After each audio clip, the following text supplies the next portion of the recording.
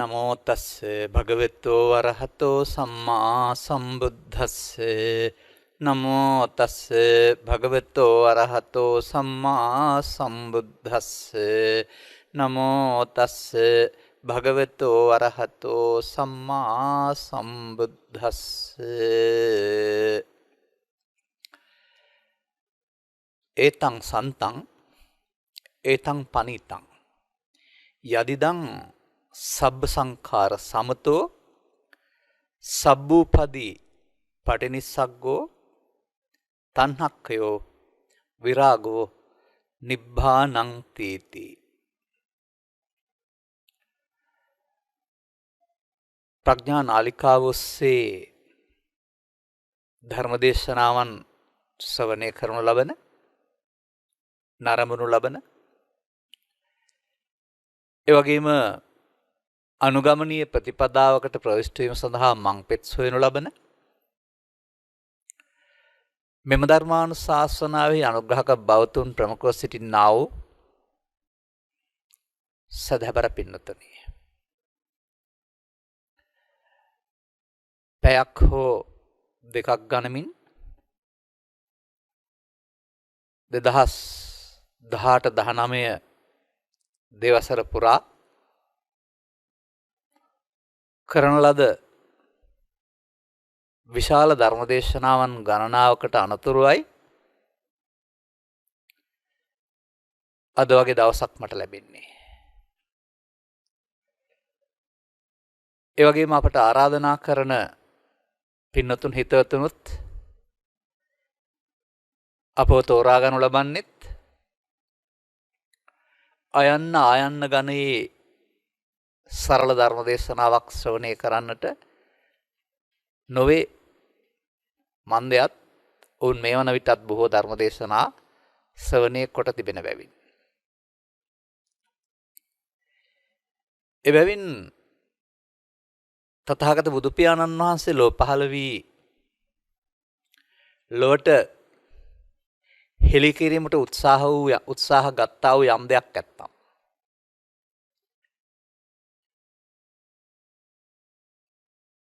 ඒ ඕනෑම සූත්‍රයක තිබෙන්නා වූ මේ කරුණ පිළිබඳව වෙනම පැහැදිලි කරන්නටයි මම මේ සූදානම් වෙන්නේ.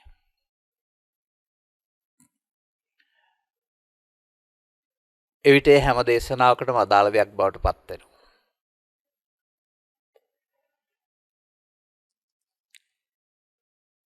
මේ හුඟක් වැඩි වශයෙන් මට අදාළ වෙන කරුණක් බවට පත් වෙන්නේ, මා දකින්න කරුණක් බවට පත් වෙන්නේ මේ මිනිස් වර්ගයා නිරන්තරයෙන්ම ස්වකීය හැකියාවන් යොදා ගනිමින් සුඛයක් පිටුපස්ස ලුහු බැඳ යනවා. නමුත් ඔවුන් තෝරා ගන්නා වූ මාර්ගයේ දොසක් තිබෙන බව ඔවුන්ට වැටහෙන්නේ නැහැ. මේ නිසා මේ සොයාගෙන යන ලුහු බඳින යන මාර්ගයේහි යම් මට්ටමකට සුඛයක් හම්බ වුණත් දෝමනස්සයකුත් කම්කටොළු ගොඩකුත් ඔවුන්ට මුණ ගැහෙනවා, ඔවුන්ට මුහුණ දෙන්න සිදු වෙනවා. එහිදී මේ සාමාන්‍ය සමාජය තමන් මුහුණ දෙන්නා වූ මේ දුක්ඛම් කටළු වලට හේතුව බාහිර සමාජයේ තියෙන දෙයක් කියලා බාහිර සමාජයට දොස් පවරන්නට, බාහිර සමාජයේ වැරදිකරුවන් බවට පත් කරන්නට තමයි සෝදානම් වෙන්නේ. නමුත් මේ බලාපොරොත්තු ඉටු නොවීමට, සාර්ථකත්වයට වඩා අසාර්ථකත්වයට පත්වීමට හේතු වන්නේ තමන් සතුව පවතිනා වූ කිසියම් ආකාරයක දුර්වලකමක් බව කෙනෙකුට ලේසියෙන් නම් තේරෙන්නේ නැහැ. ඒ දුර්වලකම කුමක්දයි ලෝට හඳුන්වා දෙන්නට පුළුවන් පුද්ගලයින්ට කියන්නේ නැත්නම් අන් අය වෙනුවෙන් මේක පැහැදිලි කරලා දීලා අවබෝධ කරගන්න පුළුවන් පුද්ගලයින්ට කියන්නේ බුද්ධ ආදී මහෝත්තම කල්යාණ මිත්‍රයන් වහන්සේලා කියලා. සාමාන්‍ය මවකට සාමාන්‍ය පියෙකුට සාමාන්‍ය ගුරුවරයෙකුට පවා මේ දුර්වලකම වටහාග දෙන්න තේරෙන්නේ නැහැ. මෙබැවිනුයි අපට අපි මේ ලබාගෙන තිබෙනා වූ මිනිස් දිවිය තුළ ඒ දිවිය සාර්ථක කරගන්නට අවශ්‍ය සුපිරි ගණේ අනුශාසනාවක් අවශ්‍ය වෙන්නේ. සාමාන්‍ය අනුශාසනා තියෙනවනේ. ඒ සාමාන්‍ය අනුශාසනා එක්කලා සම්බන්ධ කරගත්තාම තමයි ඒ අනුශාසනාවල නැති අනුශාසනාවන්ට අපට සුපිරි කියලා කියන්න පුළුවන්කමක් තිබෙන්නේ. බෞද්ධ වේවා අබෞද්ධ වේවා ජාතික වේවා ජාත්‍යන්තර වේවා ඔබ මේ මිනිස් සමාජයේ උපන් සමාජිකයෙක් නම් ඔබෙන් කවුරු හරි ප්‍රශ්නයක් ඇහුවාම ඔබ හොයන්නේ ජීවිතයේ සැපද දුකද කියලා විවාදයක් නැහැ හොයන්නේ සැප. නමුත් දැක්මේ වරදක් නිසා ටිකක් සැප හම්බ වෙනකොට දුක් ගොඩක් හමු වෙනවා. මේ ගැටලුව ලියා ගන්න බැරි බව තමයි අර අන්තෝ ජටා බහි ජටා ජටාය ජටිතා පජා කියන ගාථාවේ කියන්නේ. තමන්ට තනියම ලියා ගන්න බැරි බව. තමන්ට කියන වචනට වඩා ලස්සනට කියන්න පුළුවන් පුහුදුන් කියන වචනට අයිති පුද්ගලයෙක් නම් ස්ත්‍රී වේවා පුරුෂ වේවා ගිහි වේවා පැවිදි වේවා තනියම මේ ගැටේ ලියා ගන්න බෑ. මා දකින්නේ සැප හොයමින් උපන් මිනිසුන්ට හොයාගන්න බලාපොරොත්තු වෙන සුඛය අහිමි නොවන ආකාරයෙන් උපරිමයෙන් හොයාගන්න පුළුවන් විදිහට මාර්ගෝපදේශකත්වයක් ලබා දෙන අය තමයි බුදුරොන් කියලා කියන්නේ. මිනිසුන්ට කරදර කරන්න උපන් જાතියක් කෙනෙක් හරි මිනිසු දුකටපත් කරන්න උපන් කෙනෙක් හරි මිනිස් වර්ගය නොමග යවන්න උපන් කෙනෙක් හරි නෙමෙයි. සත්තාදේව මනුස්සානන්නේ. මනුස්ස වර්ගයාට හෝ දෙවියන්ට හෝ ශාස්ත්‍රවරයෙක් බවට පත් වෙනවා. ඒ බුදුවරයා නැමැති ශාස්ත්‍රවරයා ලොවට පහළ වෙලා ලෝකෙට මොකද කරලා තියෙන්නේ? වසර 35 සිට 80 දක්වාම පුළුවන් තරම් කතා කරලා තියෙන්නේ. වාසනාවකට අනිකුත් ආගමික ග්‍රන්ථවල මේ ග්‍රන්ථ එකයි තියෙන්නේ. කතා කරපුවා ඊතරම් සටහන් වෙලා නැහැ.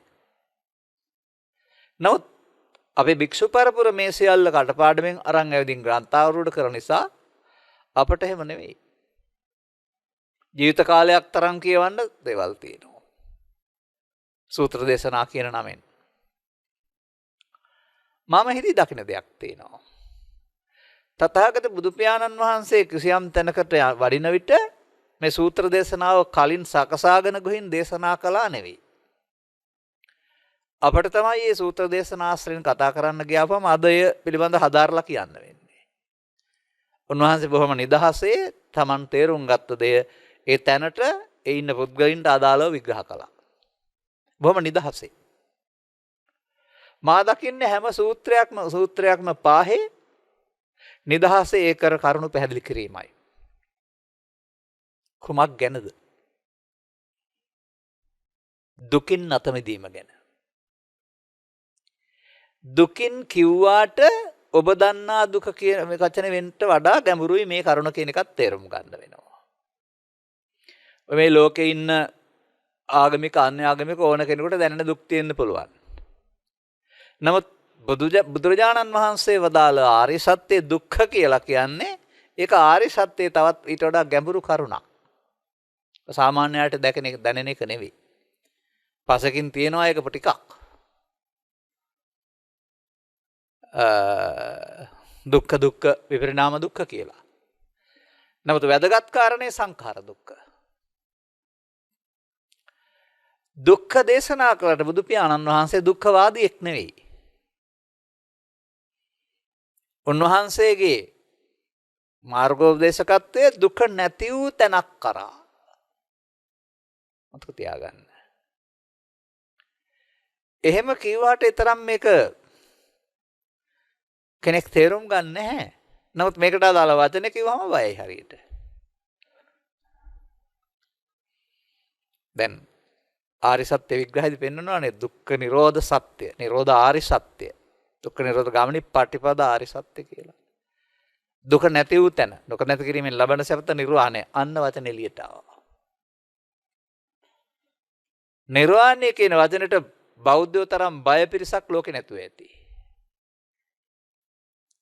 ඇයි අස්ථාන බියක් ඇති කරගෙන තියෙන්නේ?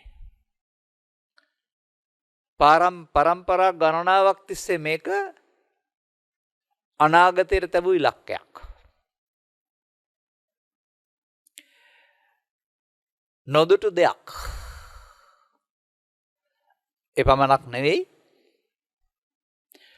මේ බිය හුඹස් බියක් කියලා කිව්වොත් මම ඔබ තේරුම් ගන්නවාද? තුඹස කියලා කියන්නේ ඔය වතුවල තෙතමනේ තියෙන තැන්වල වේය හදන සොකිය නිවස. නමුත් තුඹස දෙස බලමින් බිය වෙන්නේ නායකට. නායාගේ නිවස නෙමෙයි තුඹස කියන්නේ. අහම්බෙන් නායක තුඹස රිංගලා ඉන්න පුළුවනි. නමුත් තුඹසේ ඉන්නේ වේයෝ. එතකොට තුඹසට බය වෙන්නේ නායා ඉන්නවා කියලා. එතකොට ඒක ව්‍යාජ බියක් බවට පත් වෙනවානේ. නිවන් කියන වචනේ තව ටිකක් එහාට ගන්නවා නිර්වාණ කියලා. නිර්වාණ අවබෝධයට හුඹස් බියක් ඇති කරගත යුතු නැහැ කවුරුත්. ඒ සියල්ල නැති වෙන පාළු තැනක්, පාළු සොහන් භූමියක් වගේ තැනක්, හිස් තැනක් එහෙම කියලා කල් ඇතිව. ඒ කියන්නේ හොරාට පෙර කෙහෙල් කරන වැට පනිනවයි කියලා කියන්නේ. අවබෝධ කරගන්න ඉස්සර වෙලා පූර්ව සංකල්ප ඇති කරගන්න එපා මේකට. ඒක තේරුම් අරගෙන ඊට පස්සේ ඒක තියෙන එකක්ද නැති එකක්ද අවශ්‍ය එකක්ද නොමිලේ ලැබෙන දෙයක්ද පිනට ලැබෙන දෙයක්ද පරවට ලැබෙන දෙයක්ද නැත්නම් සාක්ෂාත් කරගත යුතු දෙයක්ද කියන මේ කරුණු තේරුම් ගන්න වෙනවා. දැන් මම මේක පැහැදිලි කිරීමේදී අර සාමාන්‍ය සමාජයේ තියෙන වචනය පිළිගන්නේ නැහැ. මොකද ඒක අර්ථපූර්ණ නැහැ. නිවන කිව්වට ඒක අර්ථපූර්ණ නැහැ. ඒ නිසා අපි ඒක තියෙන අර්ථයෙන් ගන්නවා.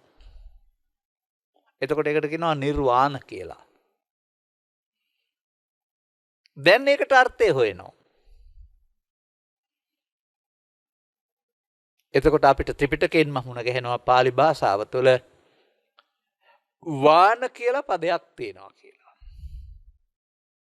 ඒ වාන කියන පදේ තිබෙන්නේ බාහිර ලෝකේ කොහෙවත් නෙවෙයි.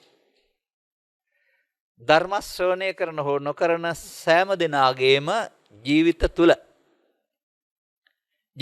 පවතිනා වූ ඉන්ද්‍රයන්ගේ තියෙන්නේ. ඇසෙත් තියෙනවා, කනෙත් තිබෙනවා, නාසෙත් තිබෙනවා, දිවෙත් තිබෙනවා, කයෙත් තිබෙනවා. එනතු සිතෙත් පවතිනවා. වාන පදේ අපි සිංහලට හරවා ගනිමු. වාන කියන්නේ තණ්හා. දැන් ඇස නිසා කෙනෙක් රූපයට මුලා වේද රැවටේද ඊට පස්සේ ඔහු ළඟ මේ ඇසේ තිබෙන මුලාවට රූප තණ්හා කියනවා. කනේ ශබ්දයේ සීමාව ඉක්මවා යමින් කිසියම් මුලාවකට අහු වේද ඒ තිබෙන මුලාවට ශබ්ද තණ්හා කියනවා. නාසයේ ගන්ධයන්ට මුලා වීම තුළින් කිසියම් ආකාරයක මුලාවකට හසු වේද ඒකට ගන්ධ තණ්හා කියනවා.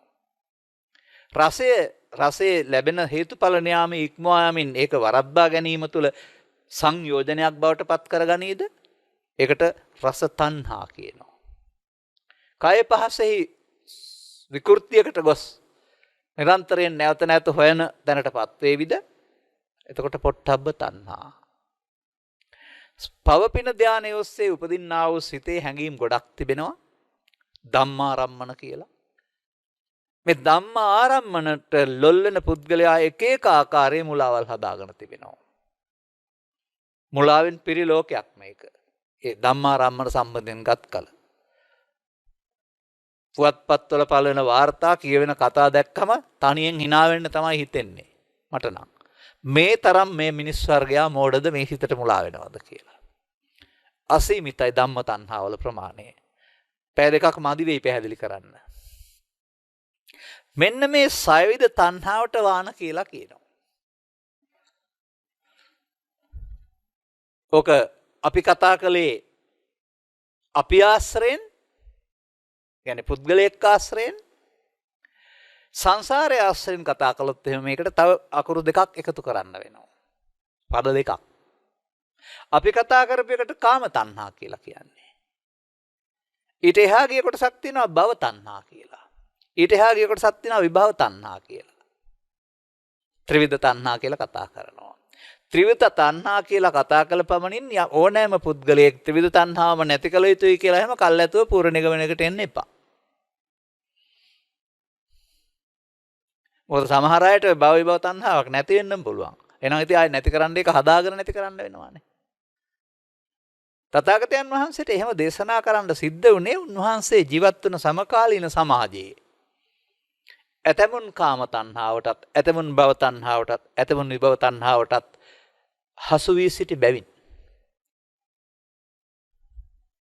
අපි ඉන්න ලෝකේ අපිට තේරුම් ගන්න බලපුවම එතනින් අපි ඊට එහා හොයාගන්න බලමු. දැන් එතකොට තණ්හා කියන පදයට තමයි වාන කියන්නේ. මේ වාන පදයට තමයි සිංහල භාෂාවේ උපසර්ග හදනවා වගේ නිර් කියන උපසර්ගය එකතු කරලා නිර්වාණ හදලා තියෙන්නේ.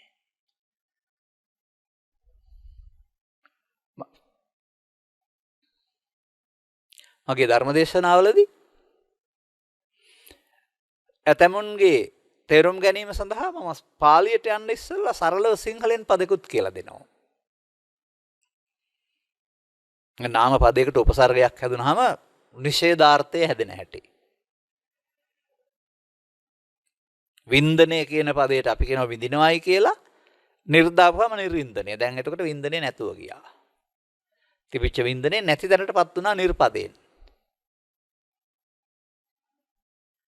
ඒ පාලි භාෂාව ආශ්‍රයෙන් සකස් වන සිංහල භාෂාවෙත් ඒකමයි තියෙන්නේ. දැන් යනවා නිර්උපසර්ගය පාවිච්චි කරන්න. එතකොට නිර්වාණ, තෘෂ්ණාව නැති තැන තියෙන සුවය. දැන් ඉතින් මම අහනවා ප්‍රශ්නයක්. තෘෂ්ණාව නැති වෙන්න ඕනේ මරණයෙන් පස්සේද? තෘෂ්ණාව නැති වෙන්න ඕන නාගට බුදුරජාණන් වහන්සේගේ ශාසනයේද? තෘෂ්ණාව නැති වෙන්න ඕන පැවිදි වුණ අයගේ විතරද? නෑ. තේරුම් ගන්න පුළුවන් ඕන කෙනෙකුගේ තෘෂ්ණාව නැති වෙන්න ඕන. හැබැයි තව තෘෂ්ණාව කියවට අපි ඒක පැහැදිලි කළේ නෑ. මේ මොහොතේ මේ දේශනාවේ. මොකද ඒ පිළිබඳවත් අපි හොඳට තේරුම් ගන්න වෙනවා. දැන් මෙන්න මේ නිර්වාණ කියන පදේ මුල් කරගෙන තමයි මම මේ ධර්ම දේශනාව විකාශනය කරන්න හදන්නේ, පැහැදිලි කරන්න උත්සාහ කරන්නේ. බලන්න මම ගත්ත වාක්‍ය පදේ තිබුණා නේද? ඒතං කියලා පදයක්. අර ඒතං කියන්නේ මෙන්න මේකට. කුමකටද? නිර්වාණයට. ඒතං සන්තං. එය සාන්තයි, සංසුන්. ඒ කියන පදේ යොදලා තියෙන්නේ මේකට තමයි. එය නැති අය කොතරම් නොසන්සුන්ද? ඒ නැති අය ස්වකීය ප්‍රශ්න විසඳා ගැනීමේදී ගුරු කොට ගන්නේ වෙනත් හැඟීම්. ඒකට සමහර සූත්‍රවල සඳහන් කරනවා කෝද ගරු, මක්ඛ ගරු, ලාභ ගරු, සත්කාර ගරු එහෙම කියලා. එතකනේ ඒවට ගරු කරනවා කියන එක නෙවෙයි එකෙන් පෙන්වන්නේ. ඔවුන් කිසියම් ගැටලුවක් විසඳා ගැනීම සඳහා මේ තමන් තුළ උපන්නා වූ මේ විකෘති ආකාර හැඟීම, සාන්ත නොවන හැඟීම, ඕලාරික වුණා වූ හැඟීම ගුරුකොට ගන්නවා. එතකොට ඉතින් සාන්ත බවට ලං වෙන්න හම්බ වෙන්නේ නැහැ. ඒ නිසා ඒකට ලං වෙන්න තියෙන පාර ඉස්සරහා පදවලින් හොයාගන්න පුළුවනි. අපි දැනට මෙතනින්ම ඔක්කොම කියන්නේ නැතුව යමුකෝ. ඒ ශාන්ත ප්‍රණීත බව අවශ්‍ය වෙන්නේ එහෙමනම් ගැටලුවකටපත් වෙන නොසන්සුන් බවකටපත් වෙන මේ රළු ස්වභාවයටපත් වෙන තැනටයි. එයින් පසුව නෙවෙයි. ජීවිතයේ තුලටයි. ජීවිතෙන් මත්තට නෙවෙයි. ජීවිතයේ වර්තමානයේ තුලටයි. මේ ඒතං සන්තං කෙනෙක් සමීප කරගන්න අවශ්‍යයි. ඒතං පනීතං. සාමාන්‍යයෙන් ඔබ ප්‍රනීත කියන වචනේ සිංහලෙන් පාවිච්චි කරනවානේ. මේ එහි හැටි මේ බුදුන් වහන්සේ පදාරන්නේ. ඒක ප්‍රනීතයිලු. ප්‍රනීතයි කියන එක දිවට ගන්නකොට පැණි රස එනවා වගේ කියන අදහසෙන් හිතන්න එපා. නමුත් ඒ ප්‍රනීත කියන වචනෙන් පෙන්වන්නේ කම්කටොළු නැහැ කියන එක. මිහිරියාවක් කියලා කතා කරන්නේ සාමාන්‍යයෙන්. සාමාන්‍ය ලෝකයා දකින මිහිරියාවට ඉක්මවා ගිය දෙයක්. සාමාන්‍ය දකින ලෝකයා මිහිරියාව කරදරයකින් දුකකින් කෙලවර වෙනවා. ඕන තැන කොහෙ බැලුවා මිහිරියාව කෙලවර වෙන්නේ ආපහු කනගාටුවකින්. නමුත් මේ කතා කරන මිහිරියාව එහෙම කෙලවර වෙන්නේ නැති එකක්. ඒ නිසා ඒකට පණීතං කියලා කියන්නේ. ඔය වචන දෙක මම සරලව පැහැදිලි කරාට එතනින් එහාට තමයි මේ ධර්ම දේශනාව තියෙන්නේ. එය කොයි වගේද කියලා ඊළඟ පදෙන් ලස්සනට පෙන්නනවා. යදිදං සබ්බ සංඛාර සමතෝ. අන්න තේරුම හොයාගන්න පුළුවන් තැනක් තියෙනවා අපිට. එය සියලු සංස්කාරයන්ගේ සමතේටපත් වූ තැන. දැන් සබ්බ සංකාර මොනවාද සමතේටපත් වෙන්නේ කොහොමද කියන බණ ටික කියන්න වෙනවනේ මට මෙතනදී. කොහොමද අපි ඒක හොයාගන්නේ? මේ සංඛාර පදයේ ඔස්සේ බොහෝ දුර ගිය කෙනෙක් මම සොයමින්. මොකද එක එක්කෙනා මේ සමාජයේ එක එක සංඛාර ගැන කියමින් එය පරම සත්‍ය කියලා පැහැදිලි කරන්න උත්සාහ කරනවා. එතකොට ඒක සූත්‍ර දේශනාවල නොගැලපෙන විට අපට හොයන්න සිද්ධ වෙනවා. දැන් බුදුරජාණන් වහන්සේ ජීවිතය අරන් බැලුවොත් එහෙම උන්වහන්සේ මේ පත් වුණ තැන මොකද අපි කියන්නේ? අපිට මෙහෙම හොයා ගන්න පුළුවන්. යංකින්චි දුක්ඛං සම්බෝති සබ්බං සංඛාර පච්චය. බුදුන් වහන්සේට පමණක් නෙවෙයි. ඕනෑම කෙනෙකුට මේ කිසියම් දුකක් හට ගන්නවා නම් ඒ දුක් සියල්ල හටගන්නේ සංඛාර පත්‍ය වීමෙන්. සංඛාරංච නිරෝධේන මේ සංඛාර නිරෝධ කරන්න පුළුවන් නම් නැති දුක්ඛස සම්භවෝ දුක් හටගන්නේ නැහැ. දැන් සංඛාර පදේ හොයන යනවා. පළමුව ඊතා ග්‍රාම්‍ය මට්ටමින් එකතු කරපු දේවල්. සංකීන පදෙන් පෙන්වන්නේ මොනවා හරි එකතු කරනවාට. කාර කියන්නේ කරපු දේවල් කියන එක. එතකොට බාහිර ඕනෑම දෙයක් එකතු කරපු දෙයක්. නමුත් ඒ බාහිර දේවල් වලට කියන්නේ කැලි කසල කියලා. මා ප්‍රාණකායන පදේ පාවිච්චි කරන්නේ නැතුව සංකාර පාවිච්චි කරපුවම බාහිර ලෝකෙ දෙන කැලි කසල ගැන කතා කරන්නේ. සබ්බේ සංඛාර අනිච්චාති කියන්නේ කැලි කසල දිරා යනවා කියන එක නෙවෙයි එතකොට. අර සංඛාර පදයට අයිති දේවල් තේරුම් ගන්න නැතුව සංඛාරය අනිත්‍ය හොයන්න බෑ. ඊළඟට මම සහ ඔබ හැම දෙනා අතර ක්‍රියාත්මක වෙන්නා වූ ద్వාරත්‍රයක් තියෙනවා. දොරවල් තුනක්. කය වචන සිත. මේ කය වචන සිත ක්‍රියාත්මක වෙන්නට මුල් වෙන්නා වූ සිතේ ස්වභාවය සම්බන්ධයෙන් කාය සංකාර, වචී සංකාර, මනෝ සංකාර කියලා වචන තුනක් පාවිච්චි කරනවා. ආස්වාස වාතය නිසා කාය සංකාර සිදු වෙන බව, විතක්ක ਵਿਚාර නිසා වචී සංකාර සිදු වෙන බව, සංඥා වේදන නිසා මනෝ සංකාර සිදු වෙන බව. මේ කාය වචී මනෝ සංකාර තුන සබ්බේ සංකාරා නැත්නම් සබ්බ සංකාර වශයෙන් තාමත් මේ රටේ හඳුන්වනවා සමහර අය. එහෙම හිතන් ඉන්න අයට මම මේක කියන්නේ පැහැදිලි කරගන්න.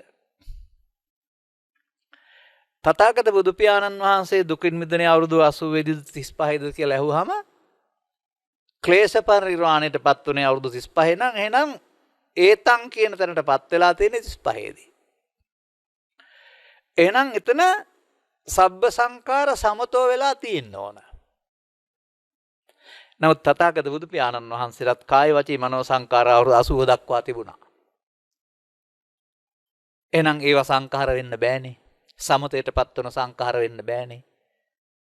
කාය වචී මනෝ සංකාර ඒක වෙන්න බෑ. මොකද ඒක ජීවත් වෙන තුරු අවශ්‍යයි. අන ක්ලේශ පරිනිර්වාණයේදී 35 වෙනි වියේදී උන්වහන්සේටත් අනුගමනීය ප්‍රතිපදාවකදී අනිත් අයටත් මේ සංකාරංච නිරෝධේන සබ්බ සංකාර සමතෝ කියන එකෙන් පත් වෙන්න ඕන මොන සංකාරද කියලා හොයාගන්න වෙනවා. එහෙම නැත්නම් මේ සංකාර අපට ලබා දෙන්නා වූ අනාගතය හොයන්න වෙනවා. එතකොට අපිට කසල සංකාර කියන පදයෙන් ඉවත් වෙන්න වෙනවා. කාය වචී මනෝ සංකාර කියන පදිනොත් ඉවත් වෙන්න වෙනවා. ඊට වඩා ගැඹුරු දෙයක් ත්‍රිපිටකයේ තිබෙනවා. කොතනින්ද අපි හොයාගන්නේ? භවගාමිත්වයට සත්‍යකුගේ තුන් භවයක සසර ගමනට හේතු වෙන කරුණු තුනක් තථාගතයන් වහන්සේ සංයුත්ත නිකායේ පරිවිමර්ශන සූත්‍රය තුල ඉතා ලස්සනට පෙන්වලා තියෙනවා. අවිජ්ජාගතෝ යම් භික්ඛවේ පුරිස පුද්ගලෝ හරි ස්ත්‍රී පුද්ගලෝ හරි ඕන කෙනෙක් මේ අවිද්‍යාව නම් වූ නොදන්නාකම මුලාගත වුණාම මුලාවටපත් වුණාම ඒ තුලදී තමයි මේව වෙනවයි කියන්නේ. අපුඤ්ඤං චේ සංකාරං අபிසංකරෝති පුඤ්ඤං චේ සංකාරං අபிසංකරෝති ආනිජ්ජං චේ සංකාරං අபிසංකරෝති අන්න සංකාර තුනක් ආවා. අපි තව ටිකක් සරල වචනකට ගන්නවා අපුඤ්ඤාபிසංකාර පුඤ්ඤාபிසංකාර ආනිජ්ජාபிසංකාර. එහෙම කළොත් ඒ පුද්ගලයාගේ සිත ඊට උපගත වෙනවා. ඒක හරි කියලා පිළිගන්නවා. ඒකෙන් පෙන්වන්නේ. අපුඤ්ඤාபிසංකාරය හරි කියලා එයා පිළිගන්නවා. පුඤ්ඤාபிසංකාරය හරි කියලා එයා පිළිගන්නවා. ආනිජ්ජාபிසංකාරය හරි කියලා එයා කොහොම වෙතත් ඒ සිත පිළිගන්නවා. දැන් මම තව පදයක් හොයාගන්නවා. මේ සංකාර පදයට අභිදාන්නේ ඇයි? ඒකත් ඔය අංගුත්තර නිකායේ සූත්‍ර දේශනාවල වරහන් ඇතුලේ පේනලා තිබෙනවා. අනාගත ඵලයක් උපදවන්නට මුල් වෙන්නා වූ හේතු බැවින් ඒවට අபிසංකාර කියනවා. දැන් අපි තව ටිකක් ලියා ගන්නවා. තව තේරෙන සිංහලට අපි එනවා. ඒක එලෙසි එතකොට. එතකොට අපුඤ්ඤාபிසංකාර කියන්නේ බාහිර ලෝකේ තියෙන જાති නෙවෙයි. පව් වලට පව් රැස් කරනවට තමයි අපුඤ්ඤාபிසංකාර කියන්නේ.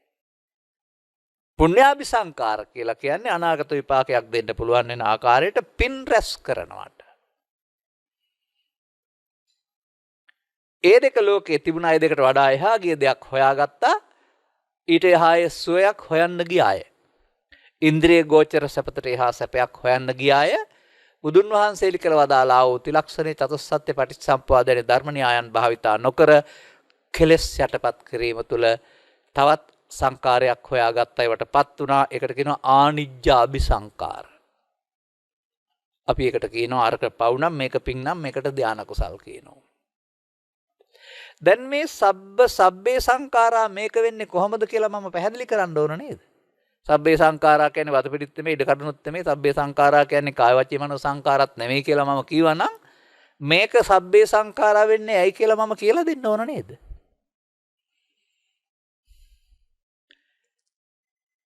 බුදුවරයෙක් පහළ නොවූ සමාජයේ මේ සත්වයාට තමන් කරන ක්‍රියාකාරකම් තුළ හිමි වෙන අනාගත දායාදය තමයි භවගාමිත්වය. භවගාමී කියන්නේ භවයේ ඇවිදින්න හේතු වෙන. භවය කොටස් කැඩෙන්නේ කොහොමද? කාම භවය, රූප භවය, අරූප භවය. අන්න මේ කාම භවය, රූප භවය, අරූප භවය කියන මේ භවත්‍රයේ ඇවිදින්න සිදුවෙන කාරණා තමයි මේ අபிසංකාර කියන්නේ.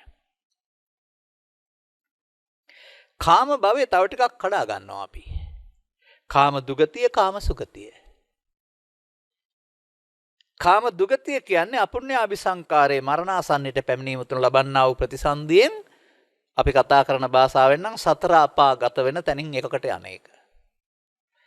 එතකොට ඒකට පාදක වෙන්නේ අපුණ්‍යාවි සංකාරය. ඒක හොඳ නෑ කියලා තේරුම් ගත්තොත් හෝ එහෙම නැත්නම් ඊට වඩා පුණ්‍යාවි සංකාරයේ බලවත් නම් යම් කෙනෙකු සිටේ. අපුණ්‍යාවි සංකාරය කියන්නේ එතකොට පව් රැස් කිරීම අනාගත විපාක දෙන්න පුළුවන් ආකාරයෙන්. පුණ්‍යාවි සංකාරය කියන්නේ පින් රැස් කිරීම. එතකොට කාම සුගතියටපත් වෙනවා. කාම සුගතියට ධර්මයේ හඳුන්වනු ලබන්නේ සප්ත කාම ස්වර්ගය කියලා. ඒ කියන්නේ ස්වර්ග හතක්.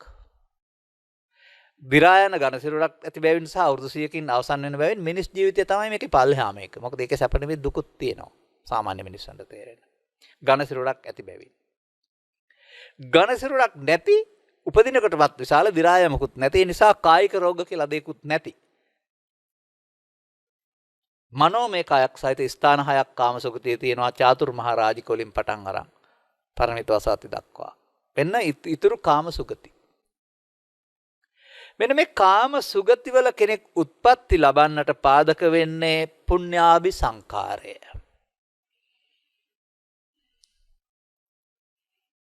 මේ දෙක තථාගත බුදු පියාණන් වහන්සේ පහළ වෙන විට සමාජයේ හොයන් හිටියා.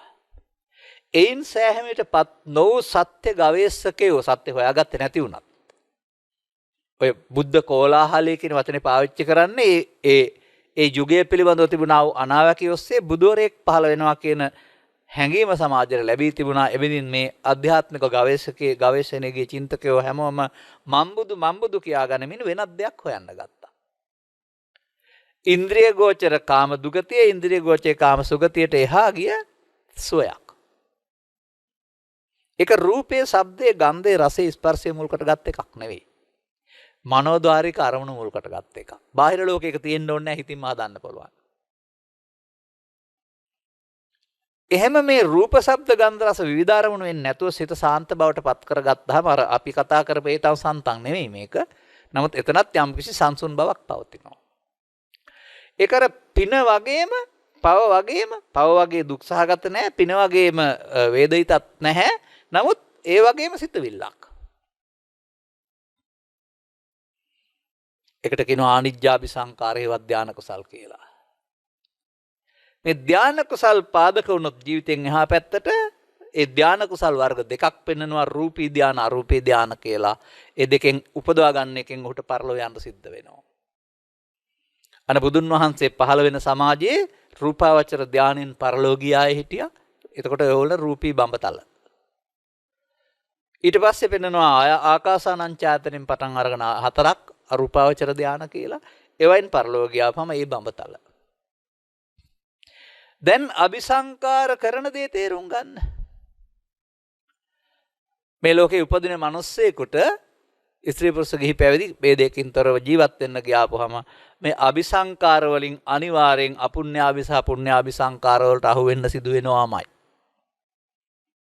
ඊට වඩා එහා ගවේෂණය කරන්න ගියොත් තමයි අනිජ්ජාභි සංකාරයට මුලා වෙන්නේ. ඒ හැබැයි නිර්වාණය කියලා. ඒක මුලා වීමක්. දැන් මේ සංකාර රැස් කරපුවම මොකද කරන්න පුළුවන්? මගේ භාෂාවෙන් කියනවා නම් පවෙන් පරලෝගොස් සතර අපායේ උපදින්න පුළුවන්. පිනෙන් පරලෝගොස් සප්තකාම ස්වර්ගයෙන් එකක උපදින්න පුළුවන්. ධාන වලින් පරලෝකී රූපී අරූපී බඹතල උපදින්න පුළුවන්. මේකට කියනවා නව සත්තාවාසී සිස්සෙක් තලය. දැන් සබ්බ සංකාර රැස් කරපු නිසා නේද මේ ගමන යන්න සිද්ධ වුනේ? එහෙනම් මේ ගමන නවත්තන්ට නම් දැන් කන්දානම් පටිපාති ධාතු ආයතනානිච අපුච්චින්නම් පවත්තමානං සංසාරෝති පවච්චති කියලානේ කියන්නේ. මේ ස්කන්ධ ධාතු ආයතනයන්ගේ නොසිඳූ පැවැත්මට සතර කියලා කියනවා. එන පැවැත්මට තිත තියෙන එක. මේ කාම රූප අරූප භවත්‍රයෙන් ඉවත් වෙන එකට සසර ගමන කෙලවර කරනවායි කියනවා. හැබැයි සසර ගමන කෙලවර කරලා නිවන් ලබනවා එහෙම නෙමෙයි. නිවන් ලැබීමෙන් සසර ගමන කෙලවර වෙනවා. ඒකත් හොඳට තේරුම් ගන්න. ඔය අපේ ප්‍රාර්ථනා ගාථාවල පවා තියෙන සියල්ල සැප විඳලා පස්සේ නිවන් ලබන්නනේ. කෙලවර කොට ඇති නිර්වාණය. නෑ එහෙම වෙන්න බෑ. නිර්වාණය සාක්ෂාත් නො සසර ගමන කෙලවර වෙනවා වරුණාම කෙලවර නිවන් ලැබෙනවා නෙවෙයි. දැන් එහෙමනම් ඒ සඳහා සබ්බ සංකාර සංසිඳීමකට පත්විය යුතුයි නේද? නමුත් වත්මන් සමාජයේ බැලුවොත් එහෙම සංකාර රැස් කිරීම නෙවෙයිද බොහෝ ඉගැන්වීම් වල සහ බොහෝ අනුගාමී ප්‍රතිපදාවල නිවන් මඟ වශයෙන් පෙන්වන්නේ. අර ඒතන් ගැන මේ පෙන්වන්නේ සබ්බ සංකාර සමතෝ.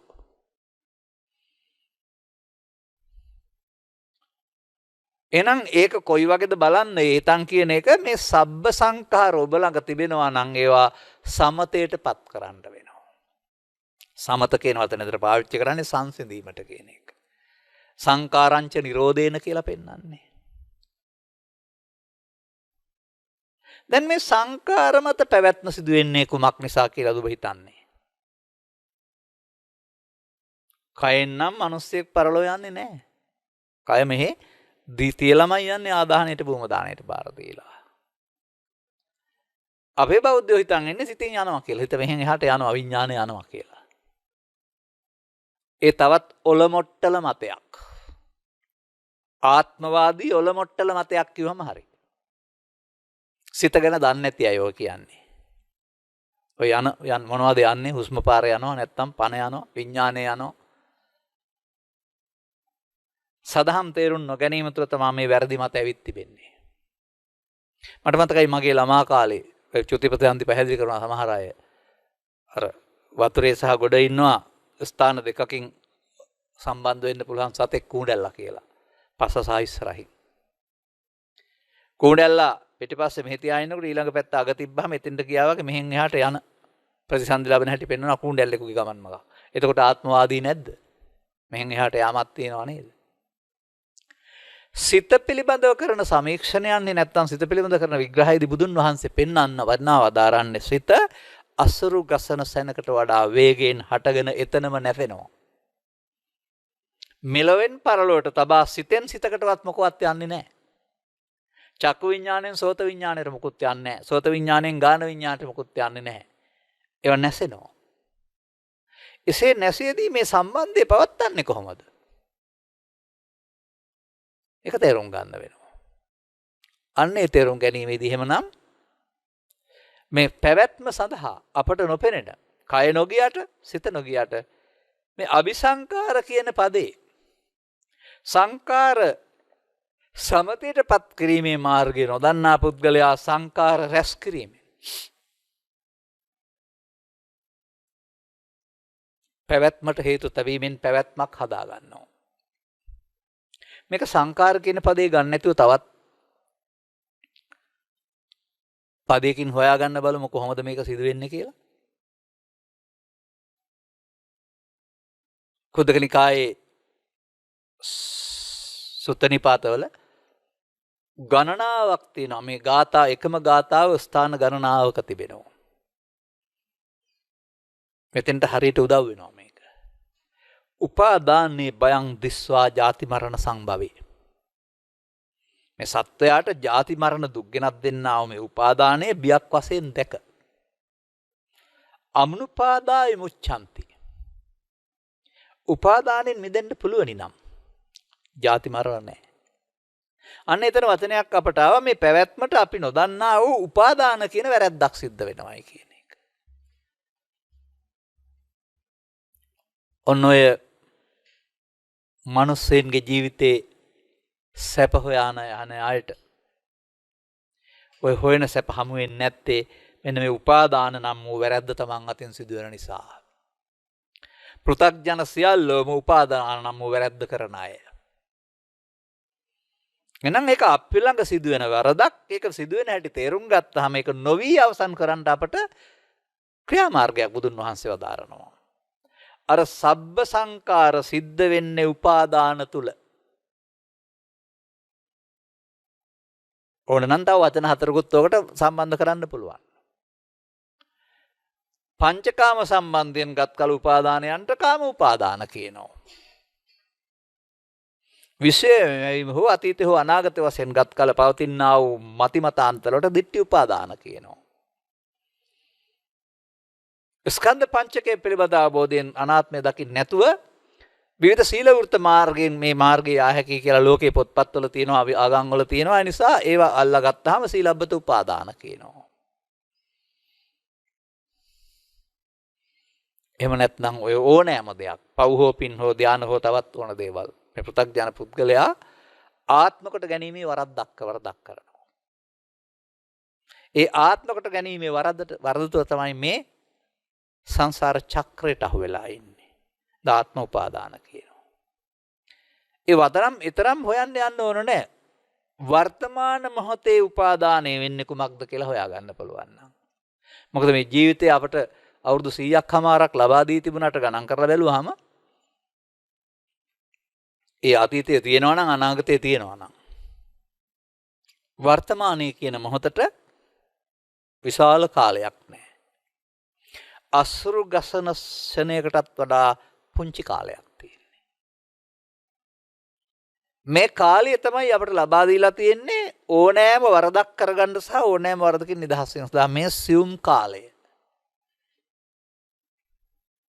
ඔය කාලේ ප්‍රයෝජන ගන්න නැති අයට මම කියන්නේ කාල කන්නේ කියලා. ඔබ මොන අර්ථයෙන් කියනවද මම දන්නේ නැහැ සමාජයේ. මේ ස්වර්ණමය කාලයක් ලබා දීලා තිනවා බුද්ධෝත්පාදයක උපන් මිනිසුන්ට සද්ධර්මය හමුවීම තුළ. ඒක ස්වර්ණමය කරගන්න ඕන. ස්වර්ණමය කරගන්න නැත්නම් කාලේ කනව නෙවෙයිද? එනිසා අපි මේ මිනිසුන් වශයෙන් ඉපදුනේ කාල කන්නි වෙලා මේ යන්න නෙවෙයි. ලද කාලයෙන් උපරිම ප්‍රයෝජන ගන්න. දැන් සබ්බ සංකාර කොහෙද තිබෙන්නේ? පොතේ තිබෙන්නේ වචන තුන විතරයි. ඔබ ළඟයි පවතින්නේ. දැන් ඔබ සංකාර රැස් කරපුවාම ඒතන් වලට යන්න පුළුවන්ද?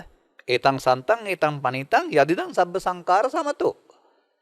සියලු සංස්කාරයන් සංසිඳුනේ වෙයි.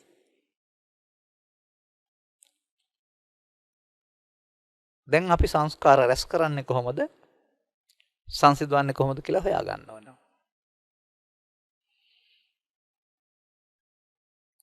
එතකොට අපට මේ සංඛාර පිළිබඳ කතා කරන්න ගියාපුවාම අපට දකින්න වෙනවා බුදුදහමේ උගන්වන සියුම් දෙයක්. අපි දකින මේ පුද්ගලයා වශයෙන් බෙදලා අරගෙන මේක කරන්න බෑ. අපට වෙන්නේ පුද්ගලයා එක්කෙනෙක් විදිහට. ඒ වගේම මවකුසෙන් බිහිවන තැන මියාන දක්වාම ඉන්න කෙනෙක් විදිහට. එහෙම දකින්න බෑ. ඊට වඩා එහාට විස්කරන විශ්ලේෂණයේදී බුදුන් වහන්සේ පැහැදිලි කරව දාරනවා මේ මුල් වෙන්නේ මේකට කය නෙමෙයි සිත. මෘත කලේබරේ කියලා කියන සිත ඉවත් වූ ශරීරය ඒකට කරන්න පුළුවන් දෙයක් නැහැ. එහෙනම් මේ සිත තමයි මෙහි ප්‍රබල ක්‍රියාකාරීත්වය කරනු ලබන්නේ. එහෙම තේරුණා වුණාටත් අංග සම්පූර්ණ වැටහෙන්නේ නැහැ. ඊළඟට සිත උපදින තැන් හොයන්න වෙනවා. එතකොට අපට මේ පරිණාමයෙන්ම ලබා දීලා තියෙනවා ඇහැයි කනයි නාසයයි දිවයි කයයි කියලා දොරවල් පහක්.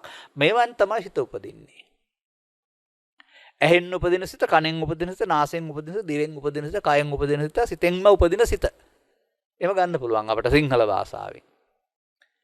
ඒ ඇහෙන් කනෙන් නාසයෙන් දිවෙන් කන් හිත උපදින්න බාහිර කාරණයක උදව් ඕන වෙනවා. සිතෙන් හිත උපදින්න බාහිර කාරණයක් ඕන නැහැ. ඉබේම පහළ වෙනවා. මේ ලෝකේ ඉන්න අය මේ රටේ ඉන්න අය බොහෝ දෙනෙක් දැනගන්න ඕන කාරණයක් තමයි තමන්ගේ සිතට සිතවිල්ලක් පහළ නොවී මේ ලෝකේ තියෙන කිසිම දෙයක් පේන්නේ නැහැ කියලා. ඉදිරියේ දේවල් වල උදව් වෙන සිතවිල්ලක් පහළ වෙන්න ඕන. එහෙම නැත්නම් උදව්ව නැතුවත් සිතවිල්ලක් පහළ වෙන්න පුළුවන්. මේක දන්නේ නැති අය තමයි තමන්ගේ හිතේ එන જાති වල රැවටිලා. දේවතාව තමන් වටේ ඉන්නවා, දේවතාව තමන්ගේ පස්සෙන් එනවා, හොල්මන් තමන්ට පේනවා. ඔය එක එක බහූත කරන්නේ ඔය සිතවිල්ලක් පහළ නොවි යමක් පේන්නේ නැහැ කියන එක, ඇහෙන්නේ නැහැ කියන එක දන්නේ නැති අය. ඒ සිතවිල්ල පහළ වෙන්න බාහිර දෙයක් උදව් වෙන්නත් පුළුවන්, නැතුවත් පහළ වෙන්න පුළුවන්. හොල්මන් කියන්නේ එතකොට බාහිර දේවල් උදව්වක් නැතුව පහළ වෙන එක. තමන්ගේ සිතට රැවටිලා තියෙන්නේ. ඒක තේරෙන්නේ නැති එකනේ වැරද්ද තියෙන්නේ. සැකෙන් ඉන්නේ, සැකෙන් යන්නේ, බියෙන් යන්නේ. අසුරු ගසන සැනකින් තමන්ගේ හිතට තමන් හදාගත්ත විකෘති රූපයක් සහිත හිතවිල්ලක් පහළ වෙලා නැති වුණොත් එහෙම කියන්නේ ඉස්සරහින් හොල්මනක් පෙවුනායි කියලා. ඉස්සරහම කොත් තිබුණනේ අනිත් පැයට පේන්නේ බෑ එන. ඒ නිසා හොඳට ඉගෙන ගන්න ඕන දෙයක් තමයි මේ භාවනා කරන්න යන අය විශේෂයෙන් තමන්ගේ හිත දකින්නයි කියන එක. බුදුදහමෙන් සිත රැවටෙන්නේ නැති වෙන්න උගන්ලා තියෙනවා. ඒක දන්නේ නැති පුද්ගලයෝ ඊට පස්සේ සිත සංසුන් කරගන්න ගිහිල්ලා එතනින් එහාට සිතට දේවල් රැවටෙන එකයි කරන්නේ. මම මේ කියපු කාරණේ නිරීක්ෂණය කරලා පරීක්ෂණය කරලා බලන්න හොඳට. කිසිම දෙයක් ඇහෙන්නේ හෝ පෙනෙන්නේ හෝ දැනෙන්නේ හෝ නෑ සිතුවිල්ලක් පහළ නොවි. සිතුවිල්ලක් පහළ වෙන්න බාහිර උදව් වෙන්න පුළුවනි. බාහිරින් නැතුවත් පහළ වෙන්න පුළුවනි. හින පේනවා කියන්නේ බාහිර උදව්වකින් පහළ වීමක්. කල්පනා වෙනවා කියන්නේ බාහිර උදව්වෙන් පහළ වීමක්. ඇස් අරගෙන ඉන්නකොටමත් බාහිරේ නැතුව සිතුවිලි පහළ වෙන්න පුළුවනි. එතකොට තමයි දෙවියෝ භූතයෝ පෙරේතයෝ හොල්මන් පේනවා කියන්නේ. එහෙනම් අපි දැන් තව ටිකක් එහාට යනවා. මේක මම විස්තර කරේ මොකටද බලන්නකෝ. මේ සබ්බ සංකාර සමතේටපත් කරන්නට අවශ්‍ය සබ්බ සංකාර තියෙන තැන සහ සබ්බ සංකාර රැස් වෙන හැටි කියලා දෙන්න වෙනවා.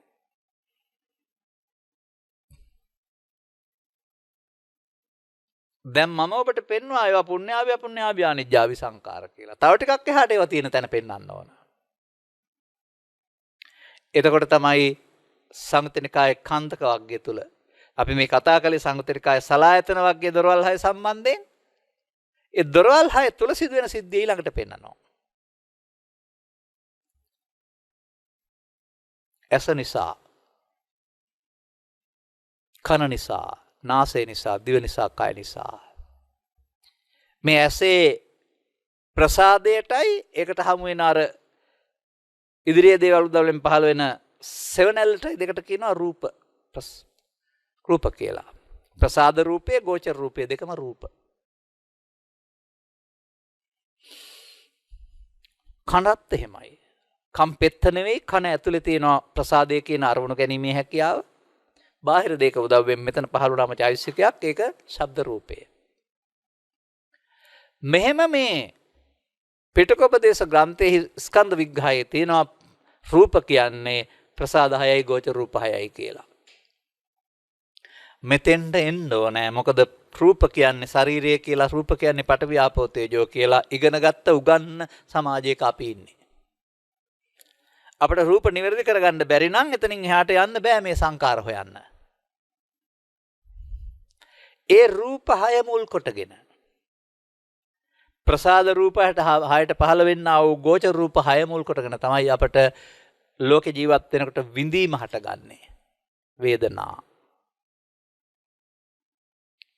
ඒ විඳීම සැප දුක් උපේක්ෂා වශයෙන් තුන් ආකාරයෙන් එකම දෙයකදී තුන් දෙනෙකුට සැප දුක් උපේක්ෂා වේදනා තුනම හට ගන්න පුළුවන්. එතකොට වේදනාව ගැනත් දුන්නේ ඉදිරියෙන් තියෙන එක නෙමෙයි. Taman හදාගත්ත සිතුවිල්ල. Taman හදාගත්ත ආකාරයට තමයි ඒක සැප හෝ දුක් හෝ උපේක්ෂා වෙන්නේ.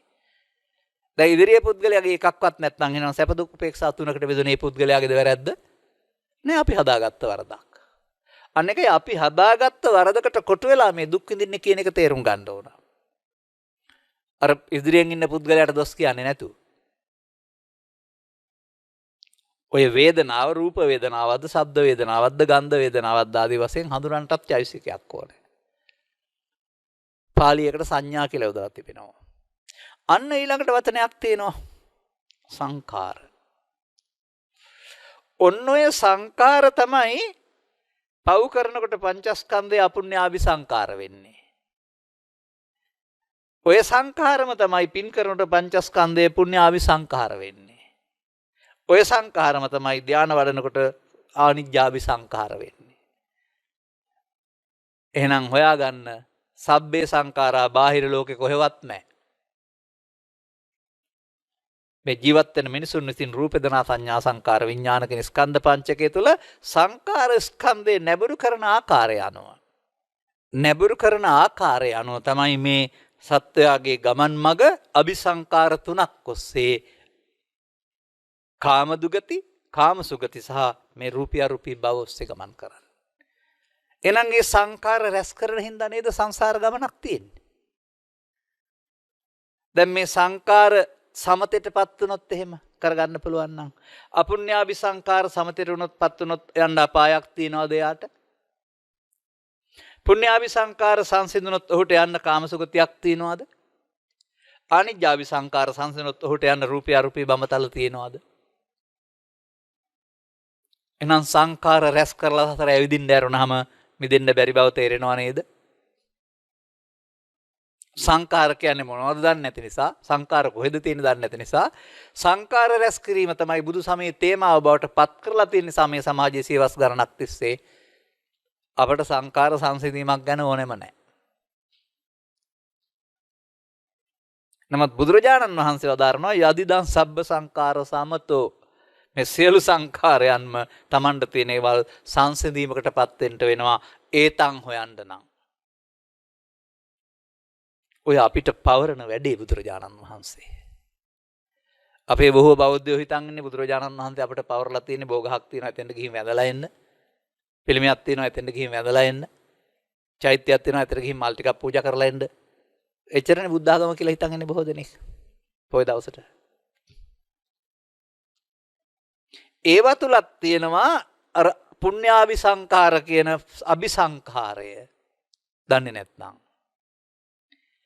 ඒ පිරට නෙවුණු පුද්ගලයාගේ බුදුන් වහන්සේ පිළිගත්තත් නැතත් ඔහු ළඟ තියෙන අපුඤ්ඤාභි සංකාරය. බුදුබණ තේරුම් ගත්තේ නැතුව භාවනා කරන්න කැලේට ගියොත් එහෙම උන් ළඟ තියෙන ආනිජ්ජාභි සංකාරය. මම දකින්නේ පුණ්‍යාභි සංකාරය, අපුඤ්ඤාභි සංකාරය, ආනිජ්ජාභි සංකාරයයි බුදුරජාණන් වහන්සේගේ නෙමෙයි මාර්යාගේ. මාර්යාගේ වෙස්මුණු තුනක් මේ. සාමාන්‍ය වෙස්මුණ කියන එක බහලා තියෙනවනේ නේ. කෙනෙක් මුලා කරන්න තමයි වෙස්මුණ දාන්නේ. සැබෑ මුහුණුවර වහලා දාන්න. කෙනෙක් පෞකාරී වෙස්මුණ දාගෙන ඉන්නවා නම් මාර්යා යා ගලවන්න දඟලන්නේ නැහැ. මොකද අනිවාර්යෙන්ම ඔහුට අපුඤ්ඤාභි සංකාරයෙන් සතර අපාය යන සංසාරේම හම්බ වෙනවා. ඔහුට තේරුණොත් ඒක හොඳ නෑ කියලා. මාර්යා දාලා දෙනවා පුඤ්ඤාභි සංකාරය නැති වෙස්මුණ අරට වඩා ලස්සනයි දැන්. ඔහුට තේරුණොත් මේක හොඳ නෑ කියලා ඊට පස්සේ මාර්යා දාලා දෙනවා තව වෙස්මුණක් ආනිජ්ජාභි සංකාරය කියලා. මේ වෙස්මුණු තුන දාලා සත්‍ය සංසාරේ කොටු කළා ඇරුණාම ගැලවෙන්න දුන්නේ නෑ. ඇයි? අපිට සංකාර රැස් කිරීම සැපයි, බුදුරජාණන් වහන්සේට සංකාර සංසිඳීම සැපයි. මේ අන්ත දෙකේ ඉන්නේ. බලන්න අර ගාථා පදේ අරගෙන මං අග ඉඳලා කියලා දෙන්නම් එතකොටයි තේරෙන්නේ. තේසං වූප සමෝ සුකෝ. තේසං කියන්නේ ඒ වාට. උපසමය කියන්නේ සංසිඳීමට, සුකෝ කියන්නේ සැපයි. මොනවද ඒව දැන්?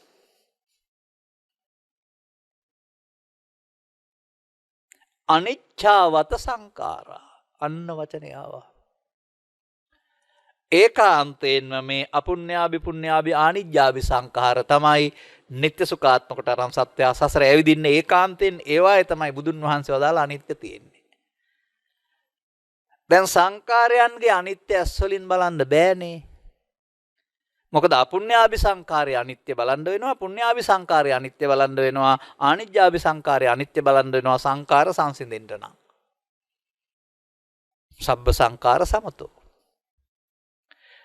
දැන් අපි ළඟ නේද මේවා තියෙන්නේ? තමන් නේද උදේ දවල් හවස අර දවල් මිගල් මේ ඩැනියෙල් ක්‍රමයට මේ කයෙන් එක පුද්ගලයෙක් වුණාට විවිධ චරිත රඟපාමින් මේ හැඟීම් ඔස්සේ චරිත කීපයක් රඟපාන්නේ අපි. ලෝභ චරිත, ද්වේෂ චරිත, මෝහ චරිත, සද්ධා චරිත, බුද්ධ චරිත, විතර චරිත එහෙමත් පෙන්වන්නේ චරිත කියලා. නැත්නම් අම්මා චරිත, තාත්තා චරිත, සේවකයා චරිත, ගුරුවරයා චරිත එහෙමත් චරිත තියෙනවා.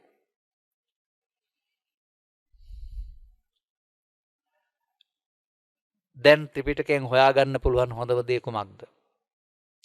ලෝකයා සංඛාර රැස් කිරීම හෙවත් අபிසංකාරයට හිර වී සසර ගමනකදී සිටී. ඔහුට පැවැත්ම නරක එක හොඳ එක හොඳ මේක ඇරුණාම නැවැත්ම පිළිබඳ මාවතක් ඔවුන්ට නැහැ. අන්න කල්යාණ මිත්‍රයින්ගේ අවශ්‍යතාවය. පැවැත්ම ගැන කියලා දේවි. නමුත් නැවැත්ම ගැන කියලා දෙන්න දන්නේ නැහැ. දැන් මේ ඇස නිසා පහළ වෙන රූප වේදනා සංඥා සංකාර පහ විශේෂයෙන් දැනගන්න චක්කු විඥානය පහළ වෙන්න ඕනේ. එතනම කන නිසා පහළ වෙන ශබ්ද රූප වේදනා සංඥා සංකාර පහ විශේෂයෙන් දැනගන්න සෝත විඥානය පහළ වෙන්න වෙනවා. එතනමයි ඒක පස්සේ නෙමෙයි.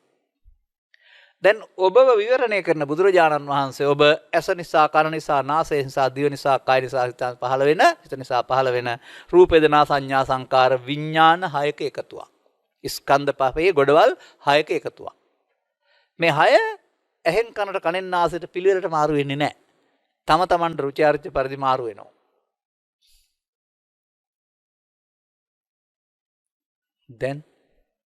දැන් මේකෙදි බුදුබණ හම්බුන් නැති කෙනා මොකද කරන්නේ? සබ්බ සංකාර සමතේටපත් වෙනවද? සබ්බ සංකාර රැස් කරනවද? හම්බුන් නැති කෙනා කරන වැඩේ උන්වහන්සේ ඊට පස්සේ සූත්‍ර දේශනාවල පෙන්නනවා. ඒක වචනෙන් එහෙම කියලා තිබුණාට එහෙම වචනෙන් ඔබ ගන්නවා කියලා නෙමෙයි පෙන්වන්නේ. ඔබ ඇතුළත සිදුවෙනා වූ දුර්වලකම පෙන්නනවා. ඒක පාලියෙන් පෙන්වන්නේ අර ඒතං කිව්වා වගේමයි. ඒතං සන්තං ඒතං පනිතං කිව්වා වගේ ඒ මොහොතට ආපු දෙයට තමයි ඒතං කියන්නේ.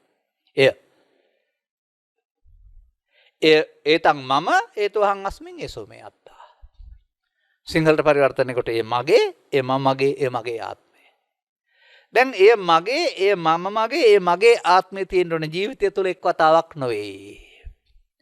ස්කන්ධ පංචකය තුළ තියෙන්න වෙනවා. ස්කන්ධ පංචකයට ආපු දේ තමයි එය. එතකොට ඒවල් කීයක් අපි ජීවිතේ උපදව ගන්නවද? අන්න මම කිව්වා කෝධ ගරු, මක්ක ගරු, ලාභ ගරු, සත්කාර ගරු ඒ හතරක් විතරයි. ගුරු කොට ගන්නවා ප්‍රශ්න විසඳන්නට. තව ටිකක් එකතු කරගමු අපි.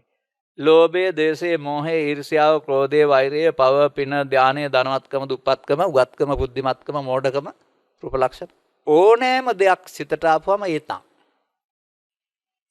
එය නෙමෙයි හිතට ආපුවම සිතුවිල්ල තමයි ඒතං වෙන්නේ. ඒතං මම ඒතෝහමස්මින් ඒසෝ මේ අත්තා. දැන් සංඛාර සමතේ නෙමෙයි සංඛාර රැස් කිරීම. මෙහෙම ගත්තහම මේ රූප වේදනා සංඥා සංකාර පහට නැසෙන්න පුළුවන්. නමුත් නැසෙන්නේ සසරට බැඳිලා.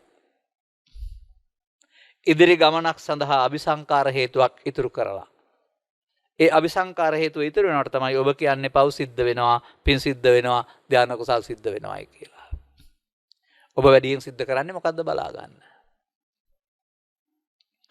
ඒ කියන්නේ බුදුදහමේ ගැඹුර නොතේරෙන පුද්ගලයා සංකාර රැස් කරමින් සසර ගමනක යෙදලා ඉන්නව ඇරුණාම ඌට සංකාරංච නිරෝධේන තේරෙන්නේ නැහැ.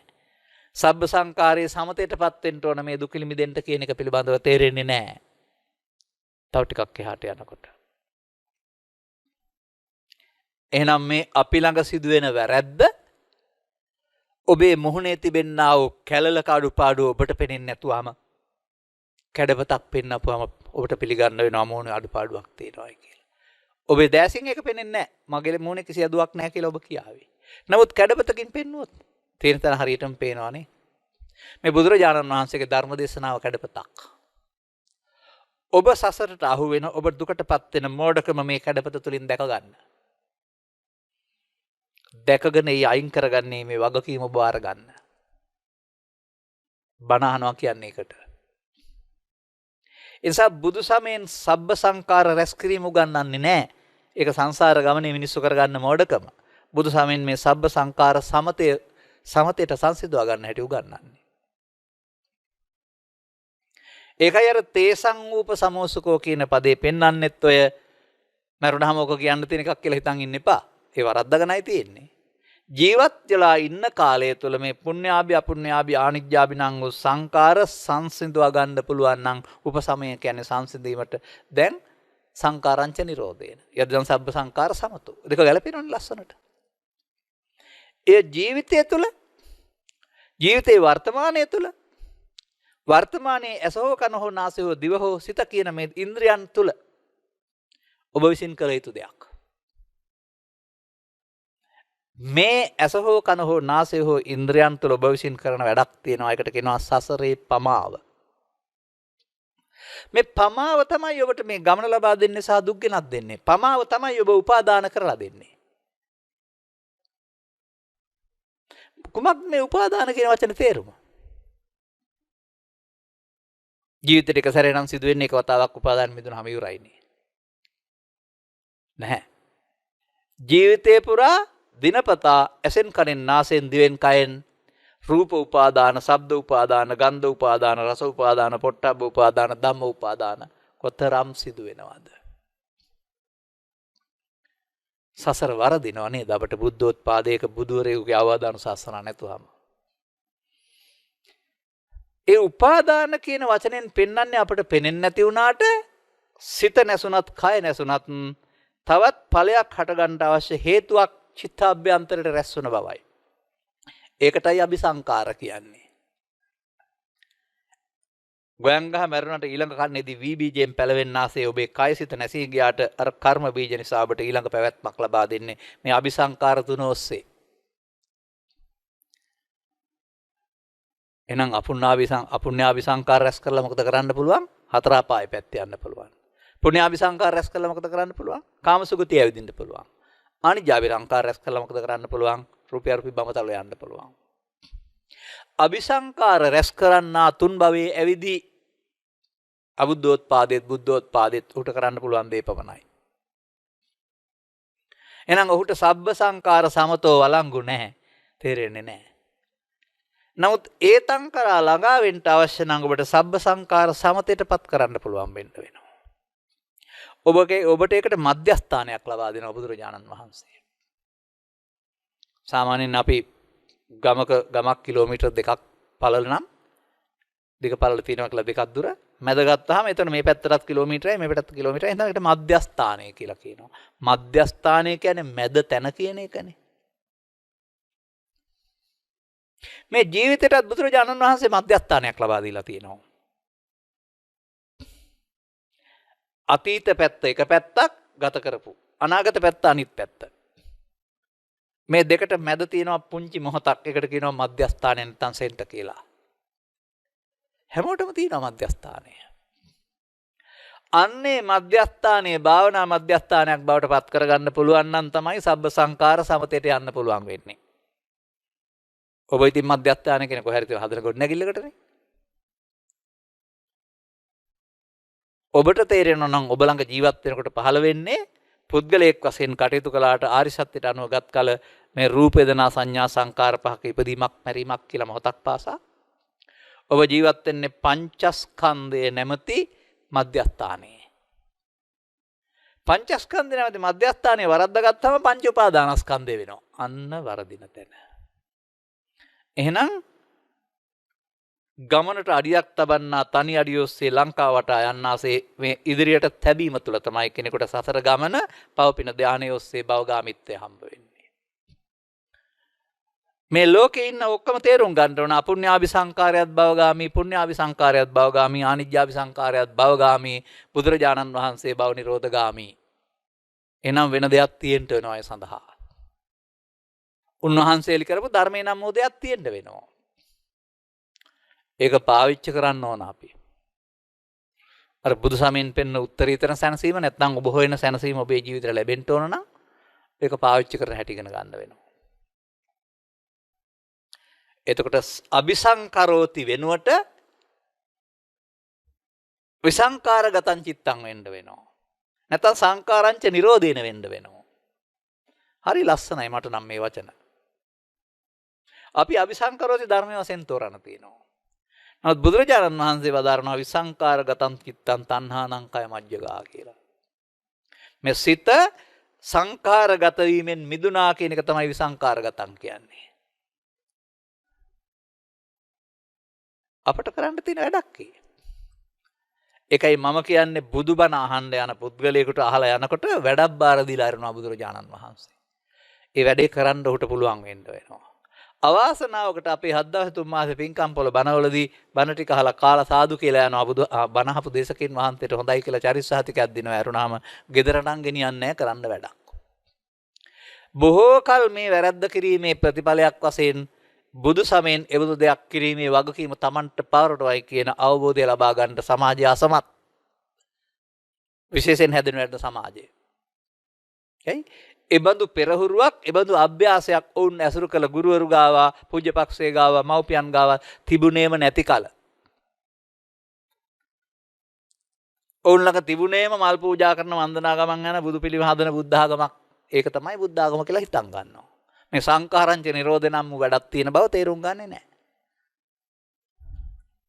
අර කියන වැඩ ටික ඔක්කොම ආපහු පුතත්ජනේකට අයිති වෙන්නේ මොකද්ද? පුණ්‍යාභි සංඛාර රැස් කිරීමට. වැඩවල නම් වරදක් නැහැ.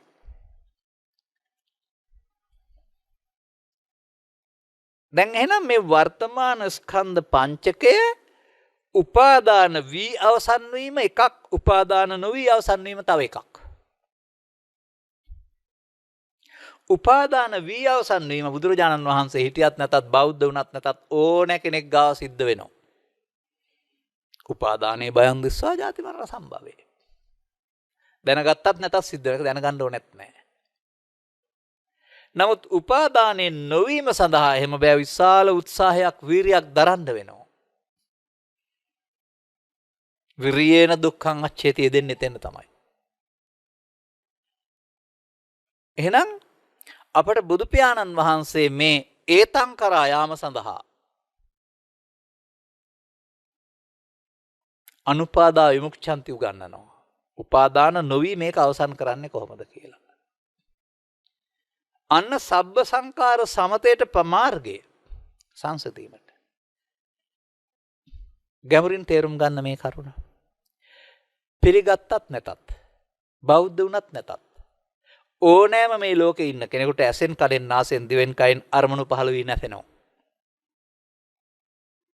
ඒක ධර්මයේ විගන්නනවා ඇසෙන් නම් රූපය මුල් කරගත්ත වේදනා සංඥා සංකාර පහ කියලා. කනෙන් නම් ශබ්දය මුල් කරගත්ත වේදනා සංඥා සංකාර පහ. ස්කන්ධ පංචකයාගේ ඉපදීම මැසීම දැනගත්තත් නැතත් ශනිකව සිදුවෙන දෙයක්.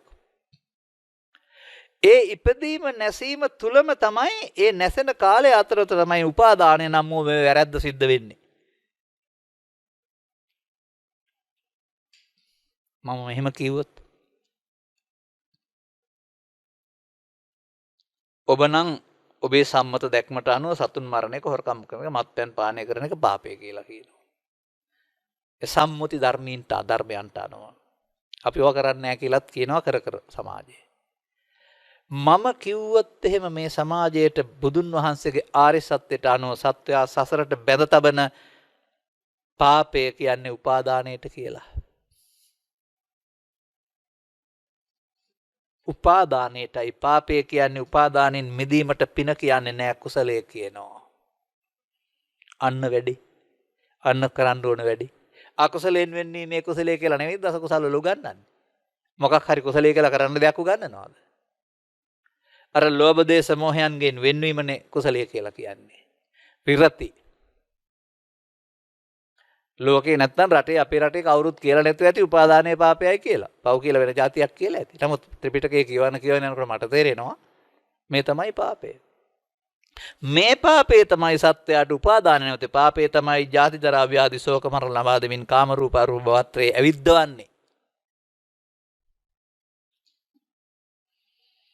එහෙනම් බුදු සමය උපාදානෙන් මිදීම මුල් කොටගත් දහමක් නොවේද? උපාදානෙන් මිදෙන්න ජීවිතේට එක සැරයකින් බෑ, දවසට එක සැරයකින් බෑ. උපාදානය කොහෙද තියෙන්නේ? පංච උපාදානස්කන්ධය. පංචස්කන්ධයයි උපාදාන වෙන්නේ. එහෙනම් පංචස්කන්ධය නෙමෙයිද මධ්‍යස්ථානය? පංචස්කන්ධය තමයි උපාදාන මධ්‍යස්ථානය. පංචස්කන්ධය තමයි උපාදානෙන් මිදීමේ මධ්‍යස්ථානය. මම කියන්නේ ඕක භාවනා මධ්‍යස්ථානය වටපත් කරගන්න කියලා.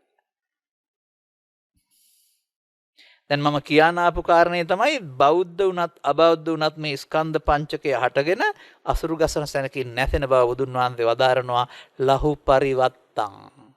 උපමාවක්වත් කරන්න බෑ හටගත්ත ගමන් නැසෙනවා. ඇතැම්හු මේ රටේ මේ ස්කන්ධ පංචකය හටගෙන නැසෙන එකට අනිත්‍ය කියලා උගන්වනවා.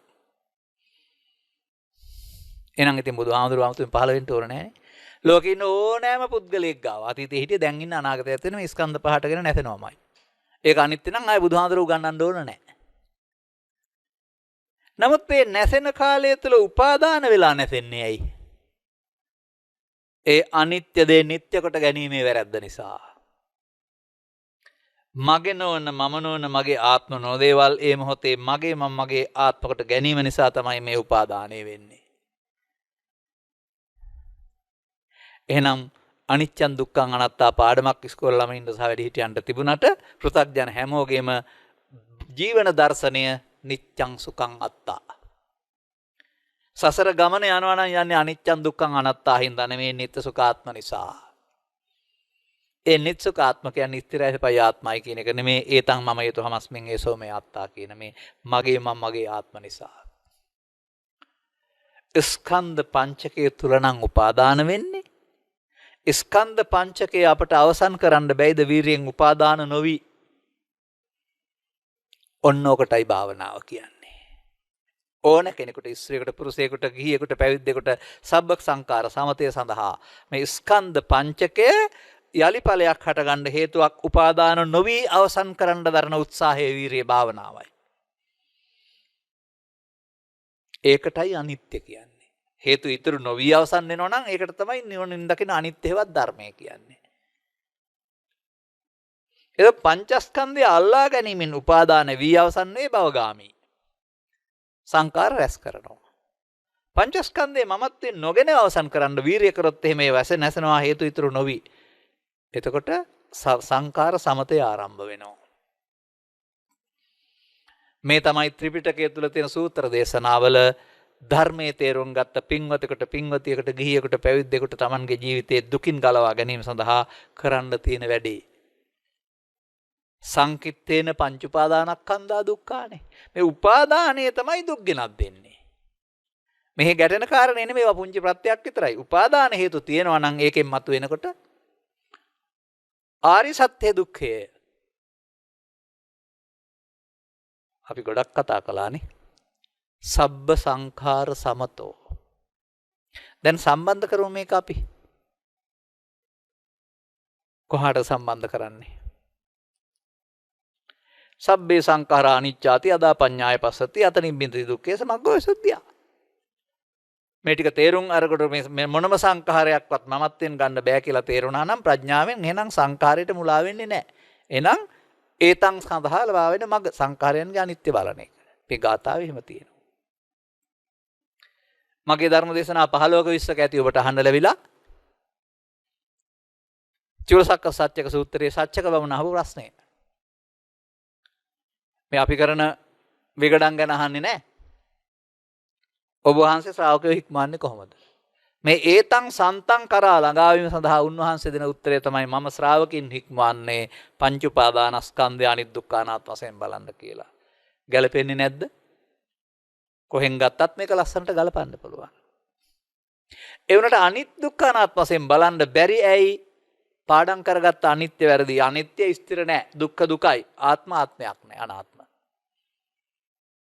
ඉස්කෝලපත එහෙම ඉගෙන ගත්තේ. ඕක තමයි අපිට මේ ඇතුළත දකින්න බැරි ඇස්බැඳුම වෙලා තියෙන්නේ මේක තමයි. අර පාඩම් කරගත්ත වචනවල තියෙන අදූරදර්ශීභාවය. දුර පෙනෙන්නේ නැහැ. නමුත් විපල්ලාස කියන සූත්‍රය අරන් බලන්න. සත්‍ය සසර ඇවිදින්නේ මොනවා කියලාද කියන්නේ? අනිච්චේ නිච්ච සංඤිනෝ දුක්ඛේච සුඛ සංඤිනෝ අනත්තානි අත්තාති අසුභේ සුභ සංඤිනෝ. අනිත්‍ය දුක්ඛ අනාත්ම දේවල් නිත්සුඛාත්මකට ගැනීමෙන් තමයි සසර ඇවිදින්නේ. සසර ඇවිදින්නේ පවෙන් නම් සසර ඇවිදින්නේ පිනෙන් නම් සසර ඇවිදින්නේ ධානයෙන් නම් එහෙනම් පිනපව ධානය නෙමෙයි දවුන්න නිත්සුඛාත්ම වෙලා තියෙන්නේ. ඇවිදින කාරණේ පව පින ධානය නම් ඒව තමයි මිනිස්සු නිත්සුඛාත්මකට ගන්න. යදාච සම්බුද්ධෝ ලෝකස්මින් උප්පජ්ජන්ති පබංකරා තේමන් ධම්මං දේසෙති දුක්ඛව සමගාමිනා. මෙහෙම යනකොට බුදුවර ලෝකේ පහළ වෙලා ධර්මයක් දේශනා කරනවා මේ උපාදානයේ නැමැති දුකින් මිදෙන ක්‍රමය. මොකක්ද ඊළඟ ගාථාවේ තියෙන්නේ? අනිච්ඡං අනිච්චතෝ දක්ඛං දුක්ඛමත් දක්ඛ දුක්ඛතෝ අනත්තානි අනත්තාති අසුභං අසුභතද්දසුං සම්මාදිට්ඨි සමාදානා සබ්බ දුක්ඛා උපජ්ජගු. හරි නැද්ද? අන්න බුදුහාමුදුරුවෝ පාඩම ඉගන්වන ඕන කෙනෙකුට අනිත්‍ය අනිත්‍ය වශයෙන් දුක්ඛ දේ දුක්ඛ වශයෙන් අනාත්ම අනාත්ම වශයෙන් බලන්න පුළුවන් නම් උපාදාන නොවි අවසන් වීම සිද්ධ වෙනවා. එහෙනම් සියලු දුක් උපාදානයෙන් මිදෙනකොට සියලු දුක්ෙන් ඉක්ම යන්න පුළුවන්කමක් තියෙනවා. දැක්කද යදිදං සබ්බ සංකාර සමතෝ කියන පදේ තියෙන බණ? තව එහාට අපි යමු. සබ්බූපදි පටිනිස්සග්ගෝ. සබ්බ උපදි පටිනිස්සග්ගෝ. සියලු උපදි ඉවත් වූයේයි ප්‍රහාණ වූයේ වෙයි. දැන් ඉතින් කොහෙද ඒවා තියෙන්නේ කියලා හොයාගන්න වෙනවා. උපදි.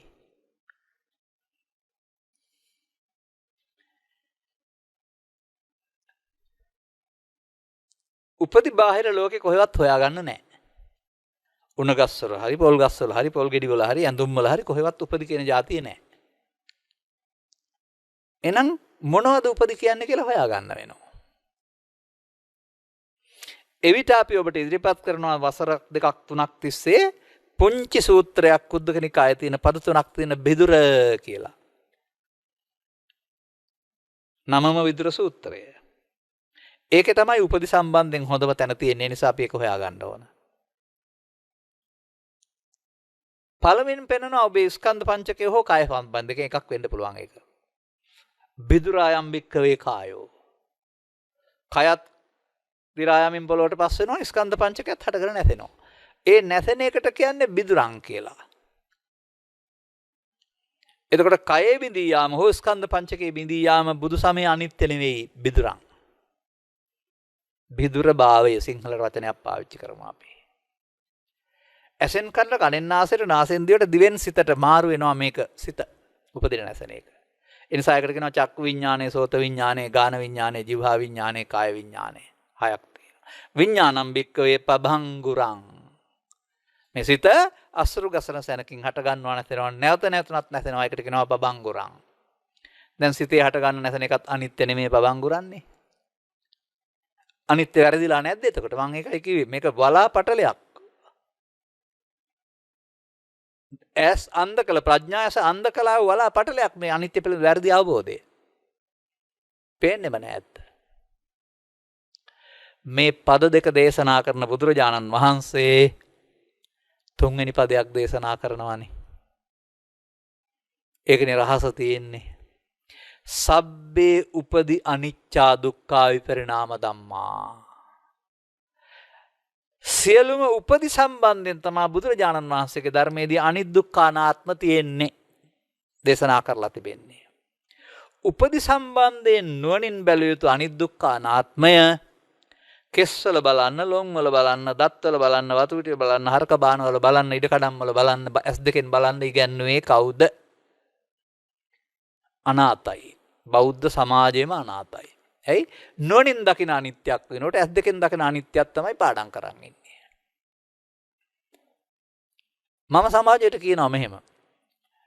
තථාගත ධර්මය අනුව ගත් කල ස්කන්ධ පංචකයට දේවල් වලින් පිටස්තර මොනවාවත් අනිත්‍ය බලන්න තහනම්. ඒක ආර්ය දැක්මක් වෙන්නේ නැහැ. ඒ නිසා දත් විරා යන කට්ටිය, මල් පර වෙනවා බලන කට්ටිය, කෙස් සුදුනා බලන කට්ටිය බුදුන් වහන්සේ වදාළ අනිත්‍යක් නෙමෙයි දකින්නේ. ලෝකේ ඉන්න ඕනෑ මෝඩියෙක් දකින අනිත්‍යක්. මේ බුදු වෙන්නේ ලෝකේ ඉන්න මෝඩියෝ දකින අනිත්‍ය දේශනා කරන්න නෙමෙයි. දුකින් මිදෙන මාර්ගයේවත් අනිත්‍ය දේශනා කරන්න. අනිත්‍ය ධර්මයේ බවට පත් කරගෙන උපාදානයෙන් මිදීම සඳහා අනිත්‍ය පාවිච්චි කරන්නේ කොහොමද කියලා උගන්වන්නයි බුදුරු ලෝකෙට පහළ වෙන්නේ. බලන්න. මේකට තිබෙනවා මාගන්ධි කියන සූත්‍රයේ පදයක් අනුපුබ්බේන පෘථග්ජනගතෝ කියලා. බුදුන් වහන්සේ වදාළ ආර්ය සත්‍ය ආර්ය පුද්ගලයන් අයින් වෙනකොට ක්‍රමයෙන් ඇවිදින් ක්‍රමයෙන් පෘථග්ජනගේ අතටපත් වෙනවලු.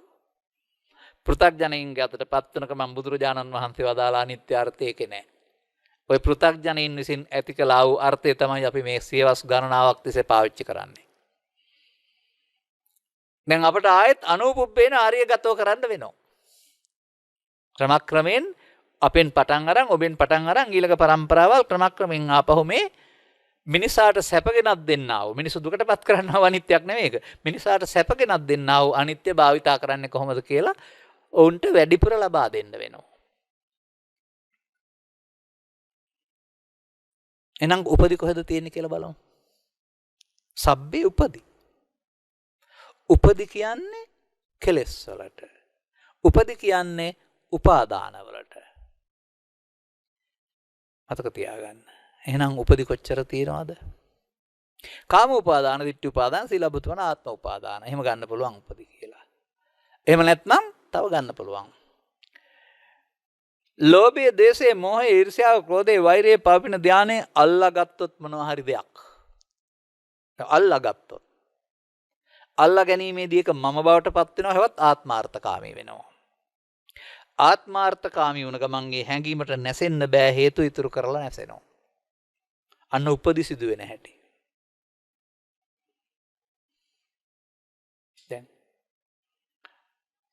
දැන් පෘථග්ජනයා කියන පුද්ගලයා පව තුලත් උපදි රැස් කරනවා. එතකොට පවේ දුක සහ උපදී දුක දෙකම තියෙනවා. පෘථග්ජනයා කියන පුද්ගලයා පින් රැස් කරනවා. ඒක තුළ උපදිය තියෙනවා. පින් වල ලෞකික සැප තියෙනවා. නමුත් උපදී දුක තියෙනවා. ධානලාභියා ධාන කුසල් රැස් කරනවා. ඒකේ ධාන වල සුවය තියෙනවා. නමුත් උපදී දුක ඒත් තියෙනවා. ඔන්න ආරි සත්‍ය දුක කියන එක. අපාගත පුද්ගලයාට තියෙනවා. පින් කරන කෙනාටත් තියෙනවා. ධානලාභීන්ටත් තියෙනවා. අපි දකින දුක නෙවෙයි ඒක එනවා. ඇයි? උපාදානෙන් මිදී නැති බැවින් අපාය ගියත් එහෙන් එන්න වෙනවා. දිව්‍ය ලෝකේ ගියත් එහෙන් එන්න වෙනවා. බඹලෝ ගියත් එහෙන් එන්න වෙනවා. මොකද කාලේ ඉවර වෙනවා. අර හුලං පුරවන ලද බැලුමයක් යම් කාලයකදී හුලන් බැස ගියාම ආපහු බිල පොළොට එන්න ඕන වගේ මේ ඔක්කොම මේවා පුරවන ලද හුලං සහිත බැලුන් වගේ මේ පුණ්‍යාභි සංකාර, අපුණ්‍යාභි සංකාර, අනිජ්ජාභි සංකාර. හුලං බහිනවා ටිකක් කල් යනකොට. එතකොට එහි ඉන්න බෑ. බලන්න සසර පිළිබඳ උසාවිතන විග්‍රහය. ඒ නිසා මේ පදසන සම්බන්ධයෙන් තව ගාතාවක් තියෙනවා. කායංච බිදරතෝ ඤත්වා විඥානංච පබංගුරං උපදීසු බයං දිස්වා ජාති මරණ මච්චගා. ඔබට දැනගන්න කියලා කියනවා. කායංච බිදරතෝ ඤත්වා. කය අනිච්චං නෙමේ බිදුර භාවයට බව දැනගන්න. ඒ කය ගන්න නැතුව රූප වේදනා සංඥා සංකාර පහ කියලා ගත්තත් කමක් නැහැ කාය. මොකද මොහොතකින් බිදුරා බෙදෙනවානේ.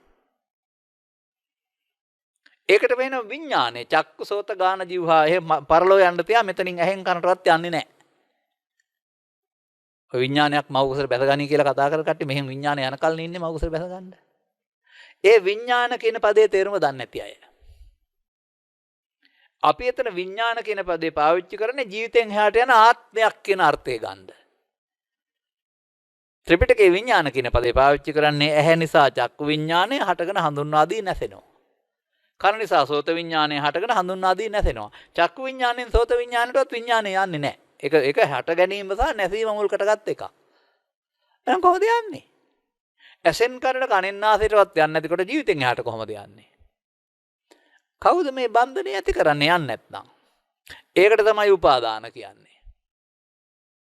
ඒක තමයි සසර ගමන කෙලවර කරන්නම් උපාදානයෙන් මිදීම මුල් කොටගත් ක්‍රමයක්. උපාදානෙන් මිදීම සිදුවෙන්නා වූ භාවනාවක් හැමෝටම තියෙන්න ඕන. කායංච විදුරතෝ ඤත්වා විඥානංච බබංගුරං. විඥානයත් නිරන්තරයෙන් බෙදෙන බව තේරුම් ගත්තාම. එහෙනම් ස්කන්ධ පහෙන් පහට යන කෙනෙක් නැහැ. මෙලොවින් පරලොවට යන කෙනෙක් නැහැ. මෙලොව පව් එකතු කරොත් පව් වල ඵලයයි අපාය. මෙලොව පින් එකතු කරොත් පින් වල ඵලයයි කාමසුගතිය. මෙලොව ධානය එකතු කරොත් ධාන වල ඵලයයි රූපී අරූපී බවතල. මේක හේතුඵල. හේතුඵල. පව් හේතු නැත්නම් අපාය හතර නැහැ. පින් හේතු නැත්නම් කාමසුගතිය නැහැ. ධාන හේතු නැත්නම් රූපී අරූපී බවතල නැහැ. හේතු නිරෝධයෙන් ඵල නිරෝධය. ඔය මිනිස්සු කරන්න ඕන දේ ජීවිතේ. මම විහිළුවට කියනවා මෙහෙම කතාවක්. හිතන් ඉන්නවනේ මේවා කියලා දෙන්න කට්ටිය ඉන්නවා කියලා පරලෝක ගියාම කොහේ හරි. අපාය ප්‍රධානියා අමරජ්ජුර එතෙන්ද ගිහින්නේ පාර වරද්දන යවුවා කියලා දෙන්න දන්නේ නැහැ. ඉන්නව නම් උපකල්පනය යටතේදී. දිව්‍ය ලෝකේ ප්‍රධානියා සක්‍ර දේවේන්ද්‍රයා. අයත් ගිහින් ඉන්නේ උපාදානයේ මුල් කොටගෙන පින උපාදාන කරන. එයා ඕක කියලා දෙන්න දන්නෙත් නැහැ. උපාදානෙ මිදෙන හැටි එයා කියලා දෙන්න දන්නේ නැහැ. හින්දු දහමට අනුව ගත් කල බ්‍රහ්මයා මහා බ්‍රහ්මයා බඹලෝ ඉන්න කෙනා. එයා උපාදාන කරගෙන හින් තමයි ධානය උපාදාන කරගෙන එතන ඉන්නේ ඔය. එයා ඕක කියලා දෙන්න දන්නෙත් නැහැ. ඒ නිසා සක්‍ර දේවේන්ද්‍රයා හරි යම රජුරු හරි මහා බ්‍රහ්මයා හරි උපාදානෙ මිදෙන හැටි කියලා දෙන්නේ නැහැ එහෙ ගියාම. ඒක කියලා දෙන්නේ ඔය තුන් දෙනාටම ප්‍රධානියෙක් ඉන්නවානේ. දේවාති දේව සක්කාති සක්‍ර බ්‍රහ්මාති බ්‍රහ්ම කියලා තුන් ලෝකාග්‍ර කියලා කෙනෙක්. අර අවුරුදු 2600කට 700කට ඉස්සෙල්ලා ಭಾರತේ පහළ වෙලා සිද්ධාර්ථ ගෞතම කියලා හොයාගත්තේ ඔය අනාත්ම දර්ශනේ. එයා තමයි තුන් ලෝකාග්‍ර. එයා තමයි ඒක කියලා දෙන්නේ. වෙන කාටවත් කියලා දෙන්න බෑ. එයාගේ සරණ යන්න එයා කෙරෙහි ගෞරවයක් ඇතුව පාරම්පරික බෞද්ධ උපන් වශයෙන් උපන්නා වූ අපි ඇයි මේ එයා නැත්නම් උන්වහන්සේගේ මේ ධර්මයේ අගේ තේරුම් නොගන්නේ?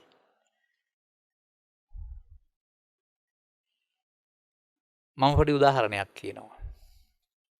මම පාරේ යනවා දකින්නවා ඇතෙක් නැත්නම් අලියෙක්. මම ළඟින් දකින්නවා යතාගාව මිනිස්සෙක් යනවා ඇත් ගොව්වා. මම දකින්නවා එයාගේ තියෙනවා කරේ නැත්නම් අතේ හෙන්ඩුව. මම දකින්නවා ඔහුගේ අතේ තියෙනවා ඊට වඩා කුඩා දෙයක් කෝටුව. මේ මට කල්පනා වෙන දේවල් මම ඔය කියන්නේ. බැලුවම ඇතාගෙන් 10000න් එකක් තරම්වත් නැහැ මේ කෝටුව. ඇතාගෙන් 10න් එකක් වරක්වත් නැහැ හෙන්ඩුව. ඇතාගෙන් 100න් එකක්වත් නැහැ මිනිස්සයා. ඒ කියන්නේ මේ තුනම අල්ලලා විසි කරන්න පුළුවන්, විසි කරලා කැලේට යන්න පුළුවන්. ඒ ඔහුට උගේ தත්ත්වය තේරෙනවා නම්. අවාසනාවට ඇතාට ඇතාගේ தත්ත්වය තේරෙන්නේ නැහැ. අර පුංචි කෝටුවට බයයි. ඇතාට ඇතාගේ தත්ත්වය තේරෙන්නේ නැතුවා වාගේ බුද්ධෝත්පාදයේ උපන් මිනිසුන්ට බුද්ධෝත්පාදයක මිනිසුන් වශයෙන් උපදීමේ වටිනාකම සදහම් හමුවීමේ වටිනාකම තේරෙන්නේ නැහැ. හිනමවමවා ඉන්නවා. ඒක තේරෙන්න ඕන. තේරෙන්න නම් ඊට අදාළ මෙබඳු ධර්ම දේශනාවන් ශ්‍රවණය කරලා කරුණ තේරුම් ගන්නම ඕන. ආත්මයක් නැත්නම් මේ මොකටද මේ පව්පින් විපාක ඔස්සේ ගැලවෙන්න බැරි තැන් වලට ගිහිල්ලා ආයෙ ගැලවෙන්න බෑ. වෙන ආගමික දුනත් බෑ, වෙන ලෝකයකට ගියත් ගැලවෙන්න බෑ. ඊට පස්සේ උපාදානයේ විඳින්නයි තියෙන්නේ.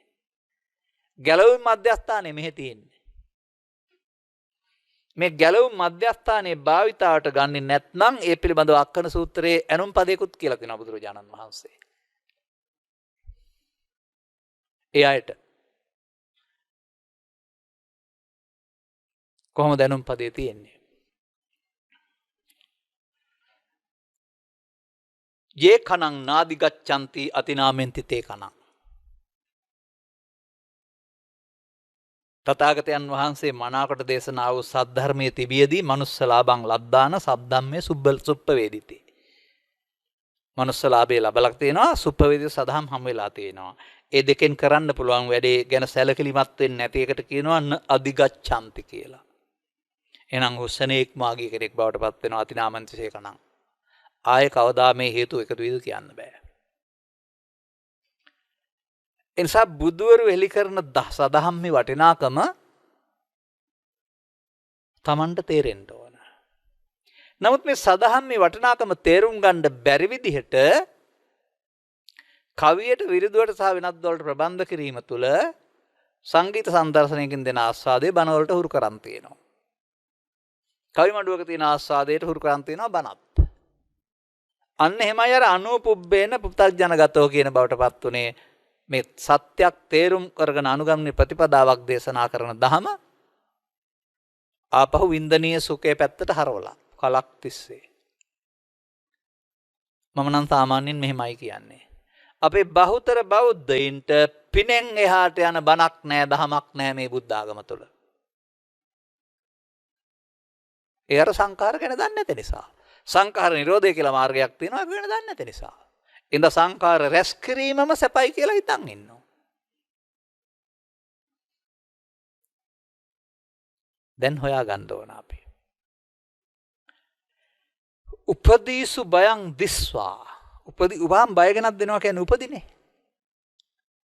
එහෙනම් ජාති මරණ මච්චගා ජාති මරණ ඉක්මවා යන්න වෙන උපදීන්ගේ බය දකින්න වෙනවා. කායංච පිතරෝ ජාත්වා විඥානංච බබංගුරං උපදීසු බයං දිස්වා. අන්න ඔබේ මේ උපදිය කොහෙද ඉන්නේ බලන්න ඊට පස්සේ. ඔබට යම් හැඟීමක් ආවහම ඔබේ කායට නෙමෙයි මේ හැඟීම එන්නේ හිතට. ඔබ මේ හැඟීමට ආසක්ත වෙනව නැත්තම් වහල් වෙනවා. එවිට ඔබ ළඟ ඉන්නා වූ මේ ප්‍රියංකර මව ප්‍රියංකර පියා ප්‍රියංකර ගුරුවරයා ප්‍රියංකර සැමියා ප්‍රියංකර පුරවැසියා ඕන කෙනෙක් ප්‍රියංකර කියලා කියන්නේ එතන ප්‍රියශීලී මොහොතකින් අතුරුදහන් වෙනව නේද? රාක්ෂයෙක් වගේ වෙනව නේද? ප්‍රේතෙක් වගේ වෙනව නේද? යකෙක් වගේ වෙනව නේද? ඒ ආවේශයයි. ඔබ නෙවෙයි. ඔබේ කය නෙවෙයි. ඒ ද්වේෂයේ ආවේශයයි. එතකොට ඔබ ද්වේෂයයි. මේ බුදුදහමේ ඔබ නැත්නම් මම අකුරු දෙකකුත් නෙමේ ශරීරයක් නෙවෙයි. ඒ මොහොතට මේ සිතට ආවේශ වෙන්නා වූ බලවේගය ලෝභය, දේශය, මෝහය, ඊර්ෂ්‍යාව, ක්‍රෝධය, වෛරය මේවට තමයි බුදු සමයේ මම කියන්නේ. ඒවා අයිති මායයට. ඒවා කවදාවත් මිනිස්සුන්ට යහපත ලබා දෙන්නේ නැහැ. දුක්මයි දෙන්නේ. එනිසා ඒකට තියෙනවා සූත්‍රයක පෙන්නලා වචන 5ක්. මේ ලෝභ දේශ මොහ තුන සම්බන්ධයෙන් අන්තරා මලා, අන්තරා අමිත්තා, අන්තරා සපත්තා, අන්තරා පච්චත්තිකා, අන්තරා වදකා ඇතුලේ ඉන්න මලා මලකඩ, අමිත්තා මිත්‍ර නොවන, වදකා වද දෙන, පච්චත්තිකා පසමිතුරු ඒ කියන්නේ මිතුරු ස්වභාවයෙන් හිටියට හතුරුකම් කරන මොනවටද මේ පෙන්වන්නේ? ඔබ ළඟ තියෙන උපදීන් වලට මේ කියන්නේ. දැන් මිනිසුන්ට දුක් ගෙනත් දෙන්නේ බාහිර ලෝක සංසිද්ධියෙන් මේ උපදි නේද? උපදි ටික හිතෙන් අයින් කරන්නේ කොහොමද? උපදි ටික බරපතල වෙන්නේ කොහොමද? බලවත් වෙන්නේ කොහොමද? අන්න පෘථග්ජන පුද්ගලයා කියලා කියන්නේ ජීවත් වෙනකොට මේ උපදි සංඛ්‍යාව වැඩි කරගන්න කෙනාට. එනිසා තථාගතයන් වහන්සේ විසාකාවට වදාරනවා යේසංකෝ විසාකේ සතං ප්‍රියානි සතං තේසං දුක්ඛානි ජීවත් වෙන්න ගිහිල්ලා මේ ඇසෙන් කනෙන් නාසයෙන් ඇලෙන කරුණු හේවත් උපාදාන 100ක් හදාගත්තොත් 100ම දුක් විඳින්න වෙනවා. අන්න අපිට තේරෙන දෙයක් තමයි ජීවිත අවසානයේ දක්වා උපාදාන වැඩි කරගත්තාම දැන් මිදෙන්න කාලයක් නැහැ. ආච්චිලා සීලා ලොකු ස්වාමීන් වහන්සේලා එක කරේ නැහැ හින්දා ඊළඟ පරම්පරාවෙත් අන් එනවා උපදි ටික වැඩි කරගෙන පස්සේ තමයි භාවනා කරන්න ඕනේ. දරුවන්ට අවුරුදු 15 20 දෙන්න පුළුවන් නම් මේ උපාදාන වෙන එක වළක්වන ක්‍රමය. එතකොට 100ක් නැහැ 15ක් විතරනේ තියෙන්නේ. 15 අයින් කරගන්න තව හොඳටම කල් තියෙනවා. බලන්න මේ පරිහාන ධම්ම සූත්‍රයේ පෙන්වන්නේ මේ උපාදාන වැඩි කර ගැනීමෙන් මිනිස්සයා දුකටපත් වෙන හැටි. ජීවිතේ දුකයි නෙමෙයි එහෙනම් බුදු සමයේ උපාදානයන් තමන් කරගන්න වරදක් මමත්වෙන් ගැනීම තුළ ඒ නිසායි තමයි මේ ආරි සත්‍ය දුක්ඛ හිමි වෙන්නේ. ඒ විතරක් නෙමේ සූත්‍රයේ පෙනෙන උපාදාන එකක්වත් නැති විට දුක් එකක්වත් නැත. ඒ උපාදාන නැති වෙන්න මැරිලාම නෙමෙයිනේ. ඒ උපාදාන නැති වෙන්න අනාගත පුත්‍රයන් වහන්සේ ශාසනය නෙමෙයිනේ. අන්න උපාදාන එකක්වත් නැති තැනට හිත ගේන්න පුත්‍රජානන් වහන්සේ සද්ධර්මයේ නැත්තම් ධර්මයේ කියලා එකක් පාවිච්චි කරන්න කියලා වදාලා. ඒක කුමක්ද? අර කටේ කිරිසුඳු ගියේ නැති කාලේ ධම්මන්තරණං ගච්ඡාම කිව්වා තමයි. නමුත් ඒ කටේ කිරිසුඳු ගියේ නැති කාලේ ධම්මන්තරණං ගච්ඡාම කිව්ව කිසිවෙක් ධම්මන්තරණං ගච්ඡාම වල සැබෑ අර්ථය දන්නේ නැහැ. ධම්මං සරණං ගච්ඡාමි පාවිච්චි කරන්න ඕන කොතෙන්ද කියලා එයා කවුරුත් දන්නේ නැහැ.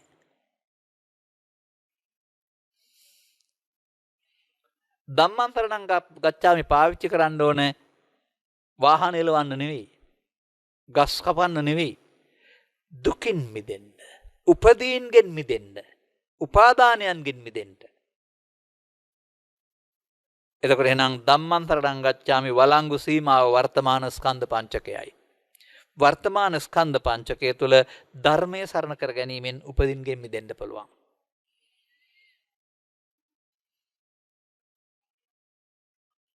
කොහොමද?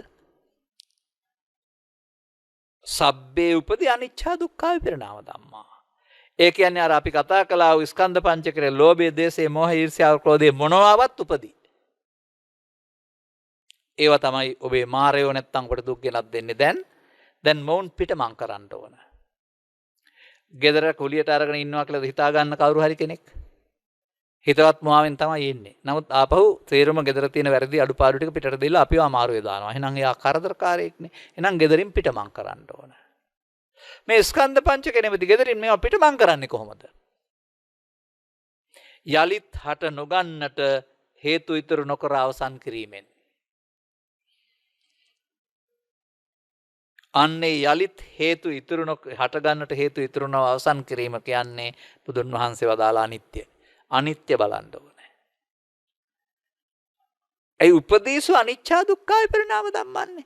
උපදි සම්බන්ධයෙන් අනිච්චං කියා ඉන්න බෑ. උපදි අල්ලා නොගැනීමෙන් සිදුවන දේ අනිත්‍යයි. එහෙනම් දෙවෙනි පදෙත් හරියනවා නේද? සබ්බූ පදිපටිනිස්සග්ගෝ. සියලුම උපදීන් වෙන් මිදුනේ වෙයි. ඒතන්. එතෙන්ද යන්න මේ අපි පාර කතා කරන්නේ. සබ්බූ පටිනිස්සග්ගෝ තණ්හක්ඛයෝ. තව වචනයක් ආවා. තණ්හාව සෙව්වේ වෙයි. දැන් ඉතින් මම උපන් පුංචි කාලේ සමාජයේ අපේ වැඩිහිටියෝ කල්පනා කළේ තමන් සතු සියල්ල පන්සලට පූජා කරුවොත් හරි සමාජ සේවා මධ්‍යස්ථානයකට පූජා කරුවොත් හරි තණ්හාව නැති වෙයි කියලා. දෙන්න ඕනේ තණ්හාව නැති කරන්න කියලා තමයි හිතන් ඉන්නේ. නමුත් මේ වැඩියෙන් ලබන්න දෙන අය ඔක්කොම තණ්හාව තවදුරටත් වඩනවා. ඔවුන් ළඟ සැබෑ දයාවක් පරිත්‍යාගශීලීත්වයක් නැහැ. ඔවුන්ට කිව්වොත් හම්බ වෙන්නේ නැහැ කියලා දෙන්නේ නැහැ. ඔවුන් මේ දෙන්නේ එකට 10ක් නැත්තම් වැඩිපුර ආපහු හම්බ වෙන නිසා. ආත්මාර්ථය නෙවෙයිද එතකොට තියෙන්නේ. නමුත් මේ දෙන්න ඕන තියනවා නම් නැති අය මේ සමාජයේ ඉන්නවා. ඔවුන් කෙරෙහි උපන් අනුකම්පාවෙන් ඔවුන්ගෙන් ලබා ගන්නා වූ පිළිසරණ දැකලා සතුටු වෙන්න මිසක් ලබන ආත්මයට ගන්න නෙවෙයි. ඒ බාහිර එක ත්‍යාග, පරිත්‍යාග. තව මේ ඇතුලේ වැඩක් තියෙනවා. තණ්හක්කය ඔහොම කරන්න බෑ. තමන්ට අනිත් අයට වඩා යම් යම් සැප සම්පත් වෙනවා නම් ඒවා යනකොට ගෙනියන්නෙත් නැත්නම් ඕවා බැරියෙන් පරිස්සම් කරන කරදරයක් නම් තමන්ගේ ආර්ථිකය බිඳුවට වටා ගන්නෙත් නැතුව තමන්ට ජීවත් වෙන්න තියාගෙන මේ තමන්ට තියෙන දේවල් නැති අය වෙනුවෙන් කැප කරන්න පුළුවන් නම් ඒක තුල නැද්ද සතුටක්? අඬ බෙර ගැහුවේ නැති වුණාට නම් ගැහුවේ නැති වුණාට ඒක වරදක්ද? ලෝකේ ඕන කෙනෙක් පිළිගන්නවා ඒක සත්පුරුෂ ක්‍රියාවක් කියලා. ඒ ලෝකේ ඕන කෙනෙක් පිළිගන්න ලෝකේ ඕනෑම මිනිසෙකුට කරන්න පුළුවන් ඕනෑම ආගමක තියෙන එක බුදුරජාණන් වහන්සේගේ දහම වෙන්නේ නැහැ. ඒක උපාදානෙන් මිදීම තේරුම් ගත්ත ආර්ය පුද්ගලයන්ට පවණක් ආවේනික දහමක් තණ්හක්කය කියන එක. කොහෙද තණ්හාව තියෙන්නේ දැන් අපි හොයන්න වෙනවා. මුලිනුත් කිව්වා පැහැදිලි කිරීමේදී. තණ්හාව තියෙන්නේ ස්කන්ධ පංචකය තුල. ස්කන්ධ පංචකයට එන්නේ රූපය, ශබ්දය, ගන්ධය, රසය, පොට්ටබ්බේ, ධම්මේ, දොරවල් හයෙන් අරමුණු හයක්. එහෙනම් රූපේ මුලාව රූප තණ්හාවයි, ශබ්දේ මුලාව ශබ්ද තණ්හාවයි අර ඉතුරු ගන්න ඔක්කොම. ඔන්න කාම තණ්හා. ඒ තණ්හාවනේ තණ්හක්ඛය වෙන්න ඕනේ. කොහොමද මේක රැස් වෙන්නේ? කොහොමද සේ වෙන්නේ? අපි හොයා ගන්න ඕන. එතකොට මට මතක් වෙනවා අච්චමගව තිබිච්ච සතිපට්ඨාන සූත්‍රයේ තියෙන පාඩ දෙකක්. ඒ කාලේ නම් නිකන් කියලා පාඩම් වුණාරනම තේරුම දන්නේ නැහැ. දැන් තේරුම දන්නවා. චක්කු ලෝකේ පේරූපං සාත රූපං එත්තේසා තණ්හාය uppajjamaano uppajjati එත්ත නිවිසමානෝ නිවිසති එත්ත පහීයමානෝ පහීයති. අන්න රහස තියෙනවා. ඇහැ තමයි ජීවත් වෙන්න ගිහින් ඇහැට හම්බ වෙන රූප ආරම්මණය තමයි අපි මිහිරි වශයෙන් අරගෙන මම කොට ගන්න. රූපය මමයේ, මම රූපය, රූපය තුල මායත, මාතුල රූපයත්. එතකොට ඇලෙනකොට රූප තණ්හා උපදිනවා. ඇසේ අරමුණ තුල රූප තණ්හා උපදිනවා. uppajjamaano uppajjati. නැවත නැවතත් හොඳයි සපයි සාන්තයිල ගත්තොත් නැවත නැවතත් ඒක වාසය කරනවා. නිවිසමානෝ නිවිසති වාසය කරනවා. හේ තණ්හාව. ඒ මගේ මම මගේ ආත්ම කොට ගන්නා නිසා. මගේ මම මගේ ආත්මකට ගැනීම අතහැර දැම්මොත් අල්ලා ගන්න නැත්නම් එත්ත පහියමානෝ පහියති ඇහැ ඉතුරු වෙලා තණ්හාව ප්‍රහීන වෙනවා. දැන් ඇහෙන් කනෙන් නාසයෙන් දිවෙන් කයෙන් සයවිද කාම තණ්හාවක් ප්‍රහීන කරන්න තියෙනවා නේද? එතෙන්ට යන්න, ඒතන් හොයන්න. රූප තණ්හා, ශබ්ද තණ්හා, ගන්ධ තණ්හා, පොට්ටබ්බ තණ්හා, ධම්ම තණ්හා. එතකොට කාම තණ්හා. ඒ අරමුණු කෙරෙහි තියෙනා වූ මමත්වෙන් ගැනීම. මේ රූප ශබ්ද ගන්ධ රස වෙනුවට රූප ශබ්ද ගන්ධ වලට එහා ගියා වූ අරමුණක් හම්බ වෙනවා ධාන අරමුණ කියලා. ඒක රූප ශබ්ද ගන්ධ රසෙන් මාරු වීමක් නෑ. එයම බොහෝ කල් පවතිනවා. හැබැයි ලෞකික. එය නිවන කියලා හිතා ගන්නවා. මොකද ඒකේ සංසිඳීමක් තියෙනවා ටිකක්. මේ ඒතං සන්තං නොවුනට ඒකේ තියෙනවා යම් ආකාරයක සංසිඳීමක්. ඕක තමයි නිවන කියලා හිතා ගන්නවා. ඒකට ඇලෙනවා. ඒකට කියනවා භව තණ්හා. එහෙනම් රූපී අරූපී බඹලොල ඉන්න කට්ටියට තියෙන භව තණ්හාව. අපිට නෙවෙයි. ඒකට ඇලිලා ඉන්නේ. මේ තව જાතියක් ඉන්නවා. ඔපින්පව් දෙකකුත් නැහැ. මේ ලෙඩ වෙනවා මහලු වෙනවා මේ කයත් තිබුණාමනේ මේ කරදරේ. මැරුණාම ආයෙ උපදින්නේ නැහැ. එතන තමයි ඒතන් සන්තන් ඒතන් පනීතන්. එතන කරදරයක් නැහැ. ඒක තමයි භව තණ්හා. මැරුණාම උපදින්නේ නැහැ කියන කට්ටිය. දැන් අපිට මේ විභව තණ්හාවක් නැත්නම් භව තණ්හාවක් නැත්නම් අපිට තියෙන්නේ කාම තණ්හා. කාම තණ්හා නැති කරන්න නම් ඉන්ද්‍රිය භාවනා සූත්‍රයේ සඳහන් පරිදි ඇහැයි කනයි නාසයි දිවයි කයයි පහෙන්ම භාවනා කරන්න පුළුවන්. හයෙන්ම. ඒක දන්නේ නැති කට්ටිය ඇත්ත එක පියාගෙන මොකද්ද කරනවා භාවනා කරනවායි කියලා. දැන් මෙතන ඉන්ද්‍රිය භාවනා සූත්‍රය අනුබද්ධ කරන්න වෙලාවක් නැහැ. තව දවසක අපි කතා කරමු මාදියට ඇහෙන්න. ඒ නිසා ඇස් අරගෙනම කරන්න පුළුවන් දෙයක් තමයි මේ වැඩේ. පියාගන්න කියලා නෑ. එතකොට වර්තමාන අරමුණ තුල තියෙන දෙයක් මේ තණ්හාව කියන්නේ. රූපය රූප තණ්හා, ශබ්දය ශබ්ද තණ්හා, ගන්ධය ගන්ධ තණ්හා. ඒ තුල තියෙන මමත්වෙන් ගැනීම. මමත්වෙන් ගත්තොත් හේතු ඉතුරු වෙන්නේ. මමත්වෙන් ගත්තේ නැතත් නැති වෙනවා. මමත්වෙන් ගත්තත් නැති වෙනවා. මමත්වෙන් අරන් නැති වුණොත් හේතු ඉතුරු වෙනවා. මමත්වෙන් ගන්න නැතුව නැති වුණොත් හේතු ඉතුරු නොවින අවසන් වෙනවා. ඒ තමයි තණ්හාව නැති වෙන හැටි. අනාගත ඵලයක් උපදවන්න හේතු ඉතුරු නොවෙන්නේ නම් අபிසංකාර වෙන්නේ නැහැ. අபிසංකාර වෙන්නේ නැති එකට කියනවා අවිසංකාරගතං චිත්තං කියලා. පැටලෙන්නේ එහෙම නැහැ බලතක තියාගන්න. ඕන තරම් ත්‍රිපිටකේ වචන තියෙනවා. විසංකාරගතං චිත්තං තණ්හානං කය මජ්ජිකා තණ්හාව ඡය වේ කියලානේ තියෙන්නේ. සිත සංකාරගත වීම නතර වුණා නම් තණ්හාව ඡය වෙනවා. කරන්න ඕන වැඩේ නෙමෙයි තියෙන්නේ.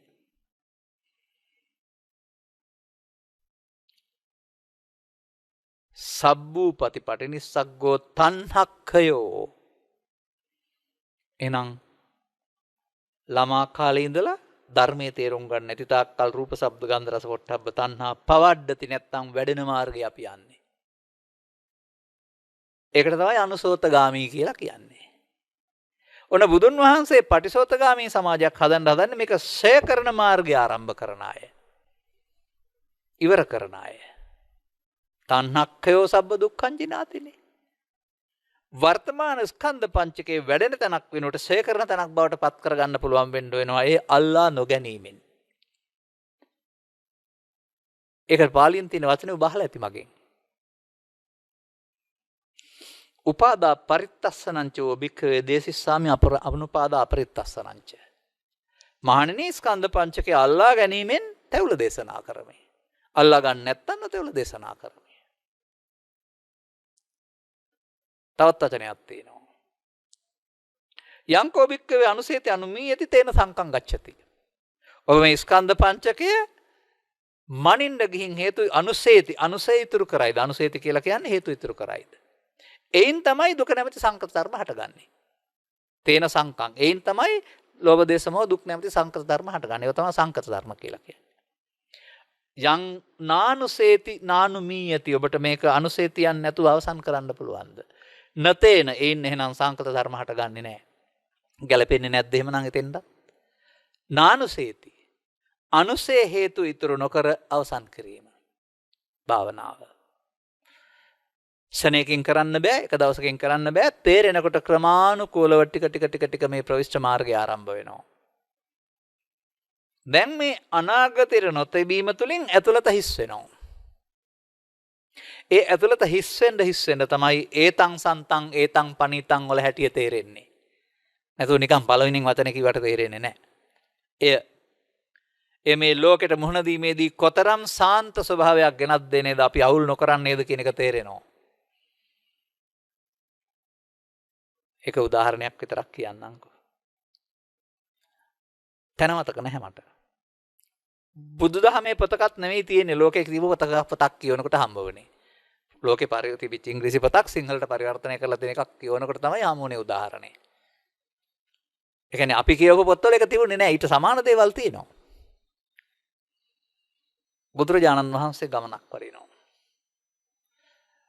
මේ උන්වහන්සේගේ ධර්මයේ ප්‍රචලිත වීම තුළ පාඩු වෙන පිරිසක් ඉන්නවා බමුණෝ. වහරවදිනවානේ. වට කරගෙන බනින්න පටන් ගන්නවා. ගැහුවේ නැහැ අන්තම්. හොඳටම ඉතින් අක්කොස බාරද්දාජා එහෙම අක්කොස කියන එකේ තේරුමත් ඒකනේ. ඈ හොඳ වචන කියන්නේ නැත්තේ. පරස වචන. දැන් ඉතින් උන්වහන්සේ අහගෙන ඉන්නවා. ඔවුන් කියලා ඉවර වුණා. එතකම්ම උන්වහන්සේ එක ප්‍රතික්‍රියාවක්වත් දක්වන්න වචනයකට ගියේ නැහැ. දැන් කියනවා, වදාරනවා. මම මේ එහා ගමට තමයි වැඩම කරන්නේ. මම හෙට ආපහු එනවා. තවත් බයින්ඩ් දේවල් තියෙනවා නම් එකතු කරලා තියාගන්න. අර බාරගත්තේ නෑ නේද? බාර ගන්නා ඇතුළත නැති විට මේවා බාර ගැනීමක් නැත. මේ දුක් ඇති කරන්නේ බැනීම නෙමෙයි බාර ගැනීමයි. ඔය බාර ගන්නා හිස් වෙන්න ඕන ඒතන් සන්තන් ඒතන් පනිතන් තේරෙන්න. එහෙනම් මේක ඇතුළත හිස් කිරීමක්. ඇතුළත හංගවා තැනීමක් නෙමෙයි. තවත් වචනයක් කියලා තිබුණා.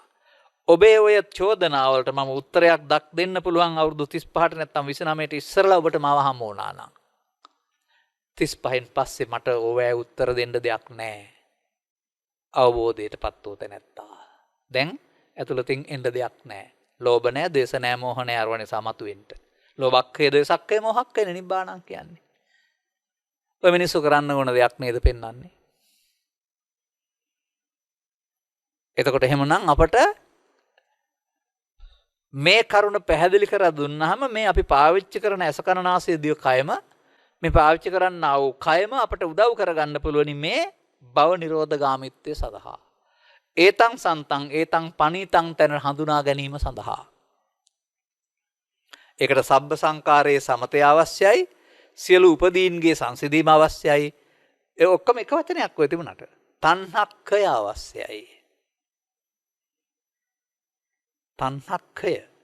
තණ්හක්ඛය වෙන්නේ නැහැ පෘථග්ජනයෝ ගාව. ආර්ය පුද්ගලයා තමයි ස්කන්ධ පංචකයේ අනාත්මය පාවිච්චි කරමින් මේ තණ්හාව ශේපටිපදාවට යන්නේ. සැබවින්ම භාවනා කරන්නේ ආර්ය පුද්ගලයෝ. සැබවින්ම තෙරුවන් සරණ වෙන්නේ සෝවාන් වලින් සිට අකෘදාගාමී අනාගාමී අරිහත් දක්වා. අර පෘථග්ජන කාටවත් මේ ආර්ය සත්‍ය තෙරුවන් කියන වැරුණාම සරණක් නන්නේ. කියලාවත් තියන්නම්කො රටට දැනෙන්න. හිතන් ඉන්නවනේ මේ පුංචි කාලේ මේක කිව්වම දැන් අපි තෙරුවන් සරණ කියලා. නැත්නම් දහම් පාසලේ පොතේ තියෙන විදිහට තුන් සැරයක් කියනවා දැන් තෙරුවන් සරණගත වෙලායි කියලා. නෑ මේ තණ්හාව ෂේ කිරීමට තමයි මේ තෙරුවන ස්කන්ධ පංචකය තුළ සරණ වෙන්නේ දුකින් මිදීමට. අන්තිම වචනටත් යනවා අපි. විරාගෝ.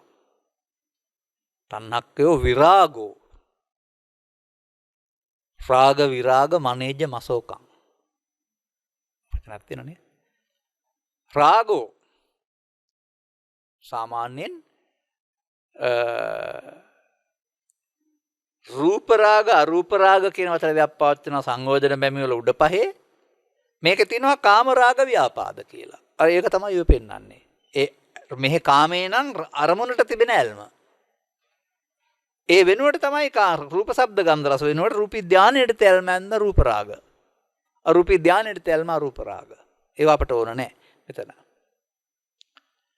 මේක මේ බාහිර ලෝකයේ හෝ ඇහි තියෙන දෙයක් නෙමෙයි. මේ දෙකේ උදව්වෙන් අපි හදාගත්ත දෙයක්. එහෙනම් ඒකට කියනවා සංකප්ප රාගෝ පුරිසස්ස කාමා නේතේ කාමා යානි චිත්‍රානි ලෝකේ කියලා. හරි ලස්සනයි. පුරුෂයාට නැත්තම් ස්ත්‍රියට කාමයේ කියලා කියන්නේ බාහිර වස්තු වල තියෙන දෙයක් නෙමෙයි. Taman හදාගත්ත සංකල්පයක්. සංකල්පයක් කියන්නේ සිතුවිල්ලක්.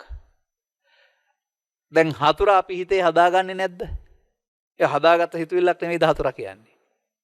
ඉස්සෙල්ලා මිතුරෙක් වෙලා ඉන්නවා මොනවා හරි කාරණේ නිසා අපි හතරෙක් බවට පත් කරා හිතුවිල්ල හතර බවට පත් කරා. දැන් පේනකොට නායන්න අඳුකල වගේ. එහෙම බාහිර ලෝකේ ආශ්‍රයෙන් වද දෙන ලෝකයක් හිත ඇතුලේ හදාගත්ත තරමට උට ඇස්සරලා බලන්න බෑ, කන් හරවන්න බෑ, ලෝකේ වදයක් වෙනවා. බැලුවම මේ මිනිස්සු හදාගත්ත ලෝකෙක හිර වෙලා දුක් විඳින්නේ. බාහිර ලෝකෙක නෙමෙයි. ඒක තමයි අර නේතේ කාමා යානි චිත්‍රානි ලෝකේ කියන්නේ. විචිත්‍ර වූ ලෝකේ ඇති කාමයක් නැතලු. බුදුන් වහන්සේ කියන්නේ මට. අපි හිතන්නේ ඒවයි තියනවා කියලානේ. ඒව ඔස්සේ හදාගත්ත සංකල්පයක්. ඒක පෞද්ගලික දෙයක්. සංකප්ප රාගෝ පුරිසස්ස කාමා තිට්ඨන්ති චිත්‍රානි තතේව ලෝකේ. ලෝකේ එහෙම විචිත්‍ර දේවල් තියෙයිලු.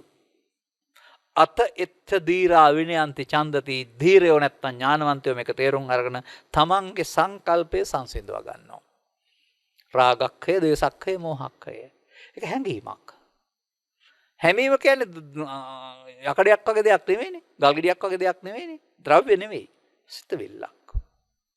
සිතවිල්ලට දුන්න බර වැඩිකම තමයි මේ දරා ගන්නට බැරි තරම් ගින්නක් බවට පත් වෙලා තියෙන්නේ. රාග ගිනි, දේශ ගිනි, මෝහ ගිනි. දැන් මේ ගිනි ටික නිවෙන්න ඕන නේද මෙතනදීම? එතකොට තමයි අර තණ්හක්ඛයෝ විරාගෝ නිබ්බානන්ති කියලා කියන්නේ. ඒකට තමයි නිබ්බානන්ති කියලා කියන්නේ. ඒතං බවට පත්වීමට කෙරෙන්න ඕන වචන ටික මේකේ තියෙනවා. සූත්‍ර ගණනාවක මේ ටික තියෙනවා. ඒක පාඩම් කරගෙන පිරිත් වශයෙන් උදේ දවස් කියලා දුම් අල්ලන්න කියලා නෙවෙයි ඔය කියන්නේ. මේක තමන් තේරුම් අරගෙන අනුගමනීය ප්‍රතිපදාවකට යාම තුළ තමන්ගේ චිත්තාභ්‍යන්තරයේ මේ අනිත්‍ය නම් වූ ධර්මයේ සරණින් නැත්තම් උපදිවලා අනිත් දුක්ඛානාත්ම බැලීම තුළින් සංකාර සංසිඳීම තුළින් මෙන්න මේ මගේ යන්න පුළුවන් නම් ඔබට ඒතං හම්බ වෙනවා. ඒතං සන්තං පනිතං හම්බ වෙනවා. ඒ ඇති බව හම්බ වෙනවා. ඒ ඇති කීවට සංකත ධර්මයක් නොවන බව හම්බ වෙනවා. සංකත ධර්මයක් නොවන බැවින් නැති වෙන්නේ නැති බවත් තේරුම් ගන්න පුළුවන් වෙනවා. ඒ නිසා අපි ඒකට කියනවා ඉපදීමක් නැති, මැරීමක් නැති සදාකාලික නිවන් සැප කියලා. ඉපදීමක් නැහැ කිව්වම ආයෙ මව කුසෙම උපදින්නේ නැහැ කියන්න හිතන්න එපා. මැරික් නාකන් ජීවිත අවසානයේ මැරෙන්නේ නැහැ කියන්න බෑ. එහෙම එකක් නෙවෙයි ඔය කියන්නේ. මේ සංකත ක්‍රියා මාර්ග මේකට නැහැ. වෙනම සූත්‍රයක් තියෙනවා මේකට දේශනා කරපු මහණෙනි ඇත්තේය කියලා. එය ඇති බැවින් තමා මිනිස්සුන්ට අර රාග දේශ මොහ දුක් වලින් මිදීමක් තියෙන්නේ කියලා තිබෙන්නේ කියලා උන්වහන්සේ වදාරලා තිබෙනවා. එබැවින් අපි අද මේ ඒතං සන්තං ඒතං පනිතං යදිදං සබ්බ සංඛාර සමතෝ සබ්බූපදි පටිනිස්සග්ගෝ තණ්හක්ඛයෝ විරාගෝ නිබ්බානන්ති කියන පදය මට ලබා දීලා තිබෙන කාලයට ගැලපෙන කාර්යයෙන් මම විස්තර කළා. ධර්ම දානමය පුණ්‍ය කර්මයක් කරන්නේ. ධර්ම දානයේ දුන්න අයට ධර්ම ශ්‍රවණය කරන හැම දිනාට ධම්මස පාදා ගැනීම තුළ ධර්මයේ සරණෙන් නිවන සැනසෙන සමාජයක් ජීවිතය තුළ ඇති කරන්නට වර්තමාන යුගය තුළ ඇති කරන්නට මේ ධර්මානුශාසනාව හේතු ආසනාව වේවා කියන සුභාශිංසනයේ ප්‍රාර්ථනා කරමින් මම ධර්මානුශාසනාව මෙතකින් අවසන් කරනු ලබනවා. මෝහක්ඛයෝ නිබ්බානං